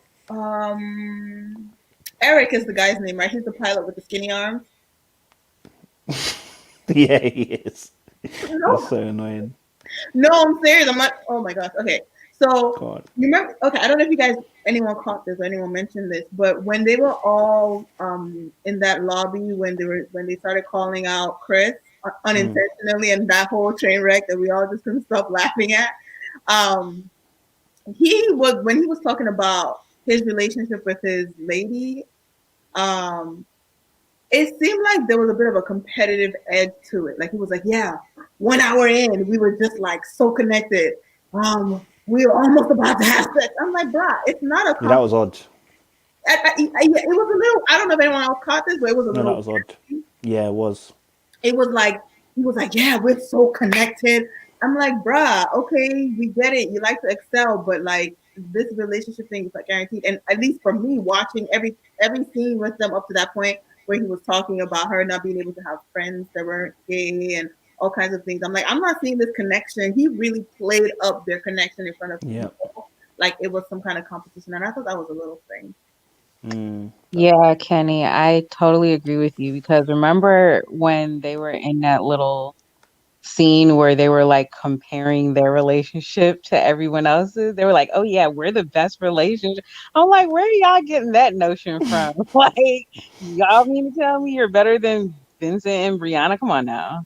So they're like competitive about it, but I feel like they're also in denial about because every time they sit down and have a real conversation, they don't agree on anything. So I don't know. I feel like they're trying to put up a facade in front of the other couples. I hear that. I hear that. I guess our last couple we'll deal with because I don't think we need to talk about Jacob and Haley. Although I think they're getting a really bad shot. Sometimes I think Haley's feeding him. Sometimes I think they I don't know. She's obviously not running away from him because when she sat on the couch, she didn't like she was running away from him. She looked very comfortable in his bosom. I'm just gonna say it. Yeah. So she didn't look uncomfortable. But we'll skip them for another week. Vincent and Brianna. What's going on? Like, yo, Vincent and Brianna. What we saying? What we They saying about getting it Vincent and Brianna? in. They getting it in. Get it in. I see toes on the Brianna, sand as well. Brianna got Yes. that whip appeal on him, baby. When he said it was like magic, I was like, Y'all, they were playing footsies under the table. Yes. Footsie, you know. I was Strong. They like, were playing look at footsies my under the sis table and Brianna locking it everything. I down over said, there. I see you, sis. she about to What's our thoughts on bachata the relationship, though? everywhere. So my concern, so Go for my it. concern is, it's all good, right? It's off to a great start, but sometimes, y'all, sometimes them fast starts end up fizzling. So I'm just trying to be very, optimistic, but at the same time, I'm like, man, sometimes it just gets off to such a great start. I'm not saying that it's too good to be true. I'm just saying that sometimes the fast, quick starts, because again, y'all said it was day 3. Okay. So day 3 and we're having magic and it's bae and baby and I get it. We've been intimate. So it's all of that. We pet naming, we doing all of that. Got it. So when y'all get back to the crib though, and really have to figure this out, so then what? Because I did kind of feel a way about the conversation where, so she poses a question about where they would like to live, but her motivation the entire time was to get her way. And so if we're gonna talk about Chris and his mind games, we're gonna have to throw Brianna in this little piece here too, because I was like, sis, I see you. I see what you're trying to do, and then you're gonna put it on you. Oh, sis, I see what you do, and that's why that man gonna give you what you want. You putting that whip appeal on him, and then do you want to live like in a house, or like do you want to live in a high rise? Well, what if I want to live in a high rise? I was just like, okay, Brianna, like, why are we even setting this up like it's a question when you're really trying to give this man a directive? I see you, sis. I see you. You ain't fooling me. You fooling bae. So we'll see. I'm hearing you, Sinead. Who wants to step up to the plate next? Oh, Veronica, you've unmuted. Go for it. Go for it, Veronica. Yep. Oh, I said the same thing. I said, this is a directive. This is not a question. This is not, hey, let's figure out where we're going to live. It was more so, I'm telling you what we're doing, and you're going to be okay with that. And I don't, this is not the first time she's done it, y'all. She did it before. When it came to the whole phone number exchange, I think she treats him like she mothers him. Like, I almost see like, we're doing what I say, and that's on point blank and period. And so I think that we have to be careful, because I think for some reason her bossiness that she claims that she has can take away the feeling of him feeling like a man or leading properly. Because it is no longer about, hey, let's make a decision together, or hey, let's discuss this. It's about, I'm telling you what to do. And for most guys, you are taking away a part of them. They are leaders, they are heads. So when you take that away, how is that relationship really going to work? Because I'm not saying be lesser than him, but you're on the same plane. You guys are partners, you guys are a team. You cannot make a decision based on how you feel and leave his feelings out of it just because you could put it on him good. It don't work like that, sis. And I think that she has to check that if she wants this to work. Yeah, Maria, you've unmuted. Go for it. Yeah, I agree with Veronica. I think also that Vincent, even though he's being nice about it now, I don't think he's the type that That's likes my it. issue. And I don't think he's the type that's going to go for that in the long run. Because remember when, before he got married, his friends was talking to him. One of his friends asked him, so what would you do if they want everything a certain way and they not going to bend and da da da da? I feel like his friend asked him that To because he set up. knew Vincent was not the type to just go for anything, or be bossed around in a sense. And so even when, she did the whole mind game about what if I want to live in a high rise, he kind of like did a double take and was like, that's that, He bossiness. He he addressed actually said it. it. He actually said it. Yeah, It's in a joke form, but he meant exactly. it. Like he definitely does not like it. Yep. And I think, he's gonna have to come up out his shell and just put her in check. And I mean in a nice way, obviously, I understand. but I think someone like Brianna needs someone to kind of like be that way with her a little bit. Cause I think she'll tone it down because she likes him, and she's so attracted to him. She might tone it down, but he needs to nip it in the bud at some point. But I mean, I don't want it to be like a power dynamic struggle or whatever. But he needs to either tone it down or he's going to try to tone it down for her because I don't think he can last for too much longer than that. Go for it, Ken. Okay, a second couple. Yes. All right. I have notes. Oh snap! Sorry. That's what I do. That's what I do. Sorry. All right. So Vincent and Bree on the surface seem great. They seem cool. They seem easygoing. They seem like what we also Woody and Amani be, and we're just like we were all holding our breaths with Woody and Amani because it just seemed so too good to be true.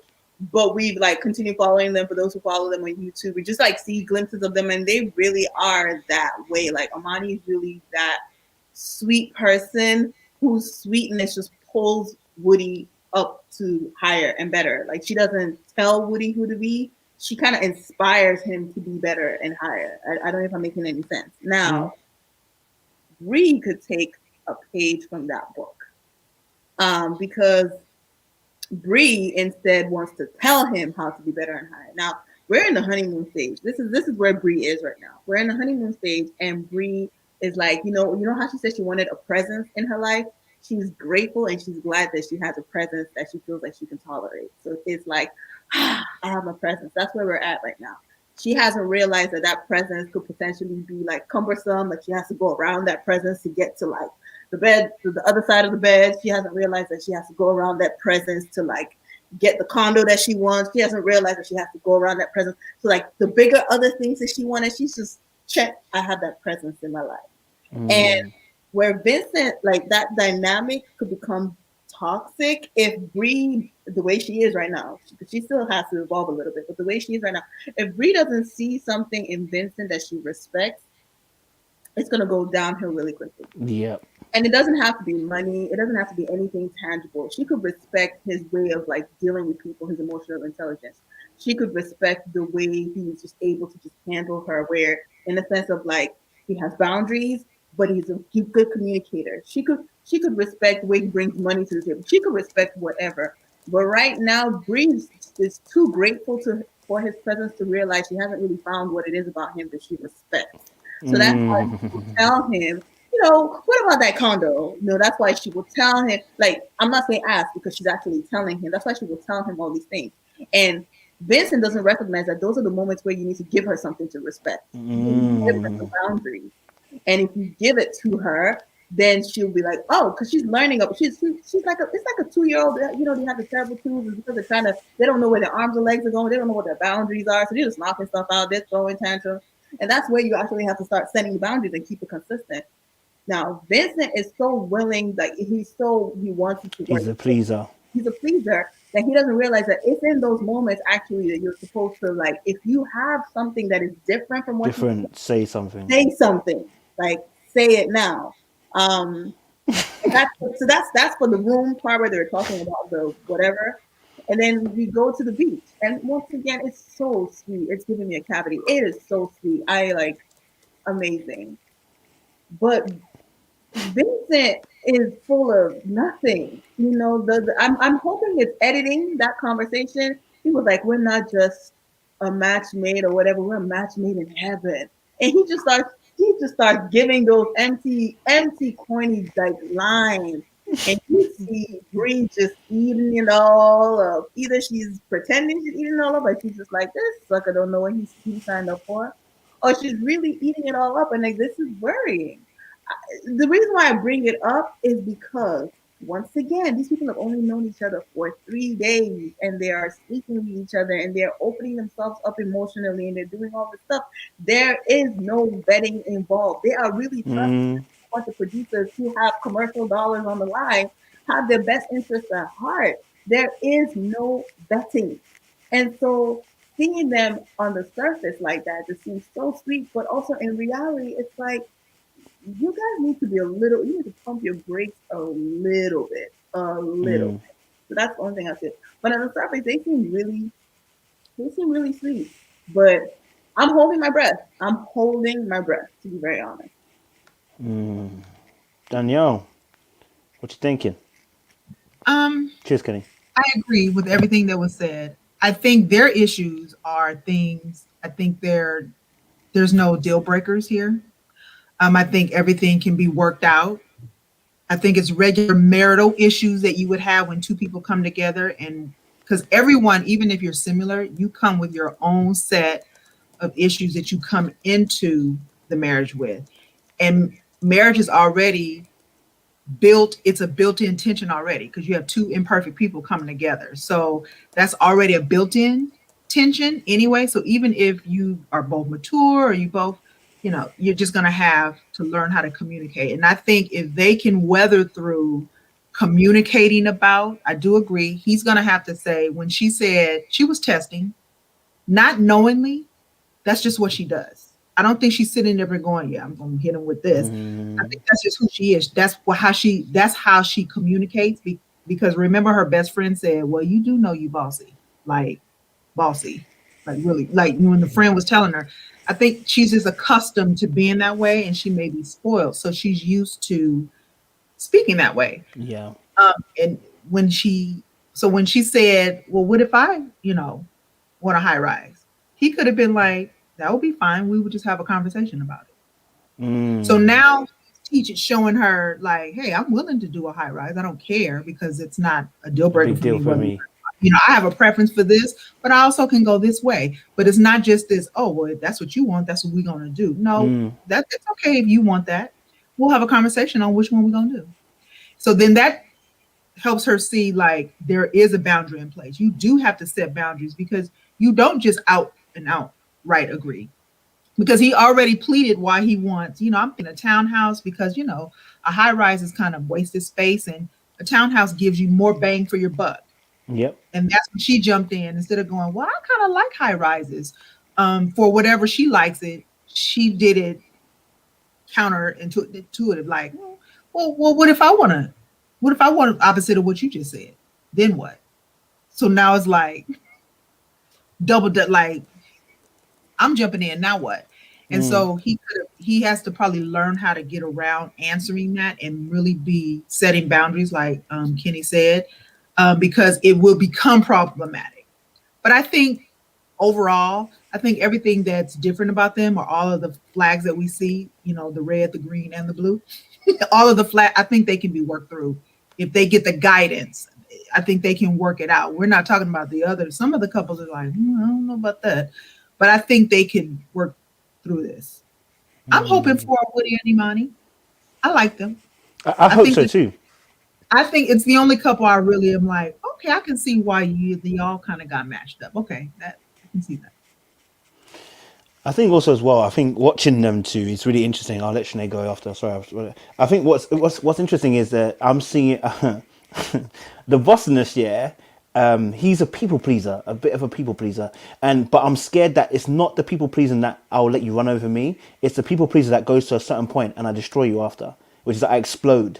Because remember the anger situation when he said, "Obviously, I never get angry unless it's major disrespect." Well, disrespect might not happen in one go. Disrespect might be tiny little things that are building up, and it becomes one big disrespect, and we see a different Vincent. You know what I mean? And that could be a situation that could blow up later on down the line. Also, this is not the first time that I don't know if she's testing him or what. That when they've asked a question between themselves about, let's say for instance the condo situation where she said, but I want it to be this, I want to do this, whatever, he's back down. The same thing happened in the last episode when they asked about going on holiday somewhere. I don't know if it was Disneyland or something like that, and he was like, look, when he arrived in Vegas, sorry, he was like, I'm looking to have a chill holiday. She was like, no, but I want to go out and do things. He was like, oh, okay, and then he fell into her lap. And I was like, okay, cool. I'm starting to see that you are willing to bend, but how much can you bend? Because it doesn't leave my mind that the anger situations happen. At least with Woody, I said it last time, at least with Woody, when the question was asked, he said he's gone to therapy, he's done the counseling, he's done the work. You understand? So it's completely different. In this scenario, we're not hearing you've done any kind of work, bro, and we're hearing from family that you can blow. Right, you can blow, and so that bossiness mixing with the people pleasing to a point where you can blow is where I'm scared for them. I don't think anything else. I think they're pretty cool, and I think they'll probably manage to work it out. It's just whether that will grate to a point where they might have an argument they can't come back from. I'm hoping it's not, because I really do think they look good, they sound good. It's just whether they are going to be good. Do you know what I'm saying? Sinead, you were going to say, sorry, and I kind of jumped in. So Vincent's need to be accepted is just... yes. Oh, good point. Good point. I want to be delicate with him, but it makes... If I were Brie, I would be like very uncomfortable. Because like, so for example... we know that it's rooted from something with his mom and dad, I believe, because he's talked about it. I don't know that we've gotten the full story of it, but it sounds like he wasn't raised with them. And so then he also talks about how in this relationship with, I believe it was his ex, that she didn't believe in him and didn't want to stay on board while he was getting his dreams, off and running. And I was just like, okay. But there's such a strong desire. Like he keeps telling us how he just needs to like basically be accepted. Yeah. So I'm thinking, what happens if one of your potential dreams just kind of has like a lull? Ooh. And then Brie has to now be the breadwinner. Is she going to still be the same? Is it still going to be magic? Because I feel like Brie can probably get a little domineering. And it could read to him like her not accepting because the dream isn't producing. And so then now we've got some contempt that's being bred, and now we have some potential. And I see them both being able to blow up. Number one, the family told us this brother will blow up. But number two, Brie gives me vibes like that when she doesn't get her way, she'll blow up too. And so they'll just be it's just gonna be one big volcanic blow up. And I'm like, oh, that's dangerous. That makes me scared. That makes me nervous. And I don't ever see Brie just flat out saying like, I don't accept you, but I can definitely see like I said, if one of his potential businesses has a lull or takes a little break and it's not producing anything, and she has to be the breadwinner, I just don't know how that's gonna work. That makes me nervous for those little precious babies, but we'll see. And you know what else too? They were like sitting there, doting about how great things are going with them. And I get that his grandmother had a quick scare, with the heart attack, but I was just like, y'all gonna have to build on a little bit more than that Yeah, to make it. to have real time bonds. Yeah. Like, really? That's all it took. Grandma went to the hospital and then came home after a heart attack. I'm not minimizing that, but I'm just saying that let's not plant the flag there. Y'all gonna have to see some more peaks and valleys to really be able to solidify some things. Just like y'all talking about, we bonded over a difficult time. I was like, sis, y'all was in Vegas at the Mandalay Bay. That wasn't difficult. Y'all was chilling at the fake beach. So we'll see. We'll see what happens. Gayon, you're on now. Go for it. We're talking about Vincent and Brianna. Brianna, what are you thinking? Oh, do I need to unmute you? Sorry, apologies. Go for it. Am I off muted? Am I still on? Can you guys hear me? No, we can't hear you. You can't hear me. Can you hear me now? I'm so sad. I'm sorry. I had to do it. When people asked, can you hear me? And I said no. I apologize. We can hear you. Go on, Gayon. Oh, okay. I'm sorry. Funny. I gotta get used to your humor. Love what Shanae was saying. Love it. I'll first give you guys my insight just as a realtor. Nothing major deep, but just the conversation around yeah, please do. What their first property would be. So as a realtor, what I am finding is that in certain scenarios, whoever asserts what they want, and this is just my theory, it's not like science, but if he is a young entrepreneur, which he is, my intuition is that he is going to have to show really clear accounting of his funds, right? 100. I mean, it's pretty basic, right? She's a 9-to-5 engineer, salaried, benefits, clear W-2 statements, not going to be hard to be pre-approved off of her income. Come through with the beef. Exactly. So you see for her to assert out the gate, second day in, what if I want this? I mean, she's probably had it in her mind that she would want a certain type of lifestyle and certain type of asset that would reflect that lifestyle. And she can probably get pre-approved pretty quickly and get that. If he is just started a business, doesn't have his accounting set up, the funds aren't necessarily there, or if it's sporadic, it's going to be hard to use his income and get pre-approved. So for me, it was telling. It was just telling that little moment of her like asserting, well, what if we did the whole condo thing before we go townhouse? I just thought that was really funny. I also think, like Shanae, I think that, well, this is not what something Shanae said, but I think that Vincent gives me dreamer vibes, very idealistic. I need you to believe in me, my vision. And by nature of Bree being an engineer, she's very calculated. She's going to be very more so like not creative brain, like this is what we need to do, point blank, period. And I'm interested in seeing how that plays out on camera, because right now they're 3 days in, they're in honeymoon phase. And I think it's funny that they might have a sense of sort of like false sense of security about where they're at, because in light of this, they're seeing all the other couples and sort of like major, well, mostly Chris and Paige. The other black couple on the show is not great right now, like obviously not great. And that sense of comparing and contrasting could be making them feel like, oh, we're great, we real good, when really you're more closely aligned to maybe a normal marriage, maybe. You know what I mean? So I'm really excited. I really want to see how, I'm rooting for them. I like them. I mean, they're easy to watch, very easy to watch. So, I'm enjoying that, but I think that they could be saying a little bit too much too soon, but it is what it is. And then I think the only other thing is that I get vibes from Bree that she has like pretty girl syndrome, which is fine. Like I'm petite, I look good, I wear my weave well, and I got it going on, and so I can say what I want and get what I want, and it is what it is.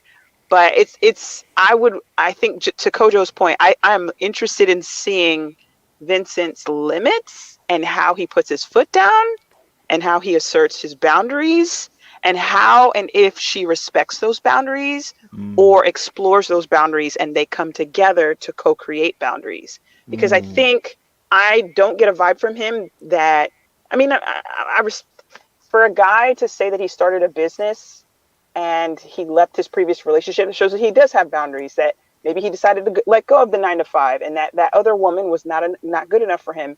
But I just wonder, you know, how is he going to assert himself towards this type of personality in Bree? So that's it. I think that Because, you know, engineers, they very calculated. Like if the math ain't mathing, listen, if the math ain't mathing, because Bree what's good? wants to be where the what? Where the money resides. Okay. If the money ain't residing, then what zip code do we need to move to? Okay. Exactly. She's not gonna be with the where the dreams reside, huh? Listen. I need production. Right. You don't understand. She's not a dreamer. She wants execution. She wants profits, residuals, dividends. Okay. Listen, down payment money. That's what I know she gonna be talking about. The down payment money. The condo got an HOA fee that you can't finance. Listen, when we gonna make the condo happen? That's how I feel like she gonna talk to him. And then, you know, he might be like, babe, we might need to go single family route. And I don't know. I don't know how he's going to answer that. He's gonna give her the, you know, I just need like 5 more years to get like, you know what I'm saying? I got like everything stacked up. He gonna give her that, you know, he gonna hit her with all the, you know, just 5 more years, babe. And then we gonna be able to, and she gonna be like, 5 years. And that's exactly what I was talking about earlier, where the presence becomes an obstacle, right? She's just grateful now for the presence. That's what I meant. Like, she's grateful for him being there, but then she's gonna realize, like, bruh, she's like, by our finances combined, we are Captain Planet. No, no. Oh, okay. Now you're an obstacle. You know, because his reason for wanting a family, a townhouse, was more bang for your buck, and Bree's just trying to live her best life. She's like, I worked, I wrote those exams. Okay, and now my analytical behind wants to measure some straight edges in a condo somewhere. Okay, like, yeah, and I get it, and I 100% get it. Nobody wants to have to downsize when you feel personally you can afford it because of someone else. After a while, she's gonna like be thinking and weighing, you know, presence versus like what's the value to her of this presence, and that's why I meant, like, she's gonna have to find something else in him to respect. Because quickly that will turn into contempt. That's true. It will turn to animosity. It's real. It's real. It's real. Guys, we've come to the end. We're at the 3.5 hour mark. So we've come to the end of today's talk. It's a heavy one still. I know you guys could go all night. It's a heavy one, you know. And listen, we'll have more conversations like this. And I'm grateful for you guys who've showed up onto the panel, shared your experience, shared your knowledge, shared your wisdom. Listen, don't quit on me now, guys. Okay, we've got to watch the next episode next week. Okay, I know it's hard. Okay, but I'm here to support you spiritually and mentally and emotionally. Okay, from my side of the country, or the Atlantic Ocean, I should even say. Okay, so but guys, please have a good night. Enjoy yourselves. Okay, but I can see there's a lot of comments as well. The guys have enjoyed. But make sure you stay locked, stay loaded, and we will see you soon.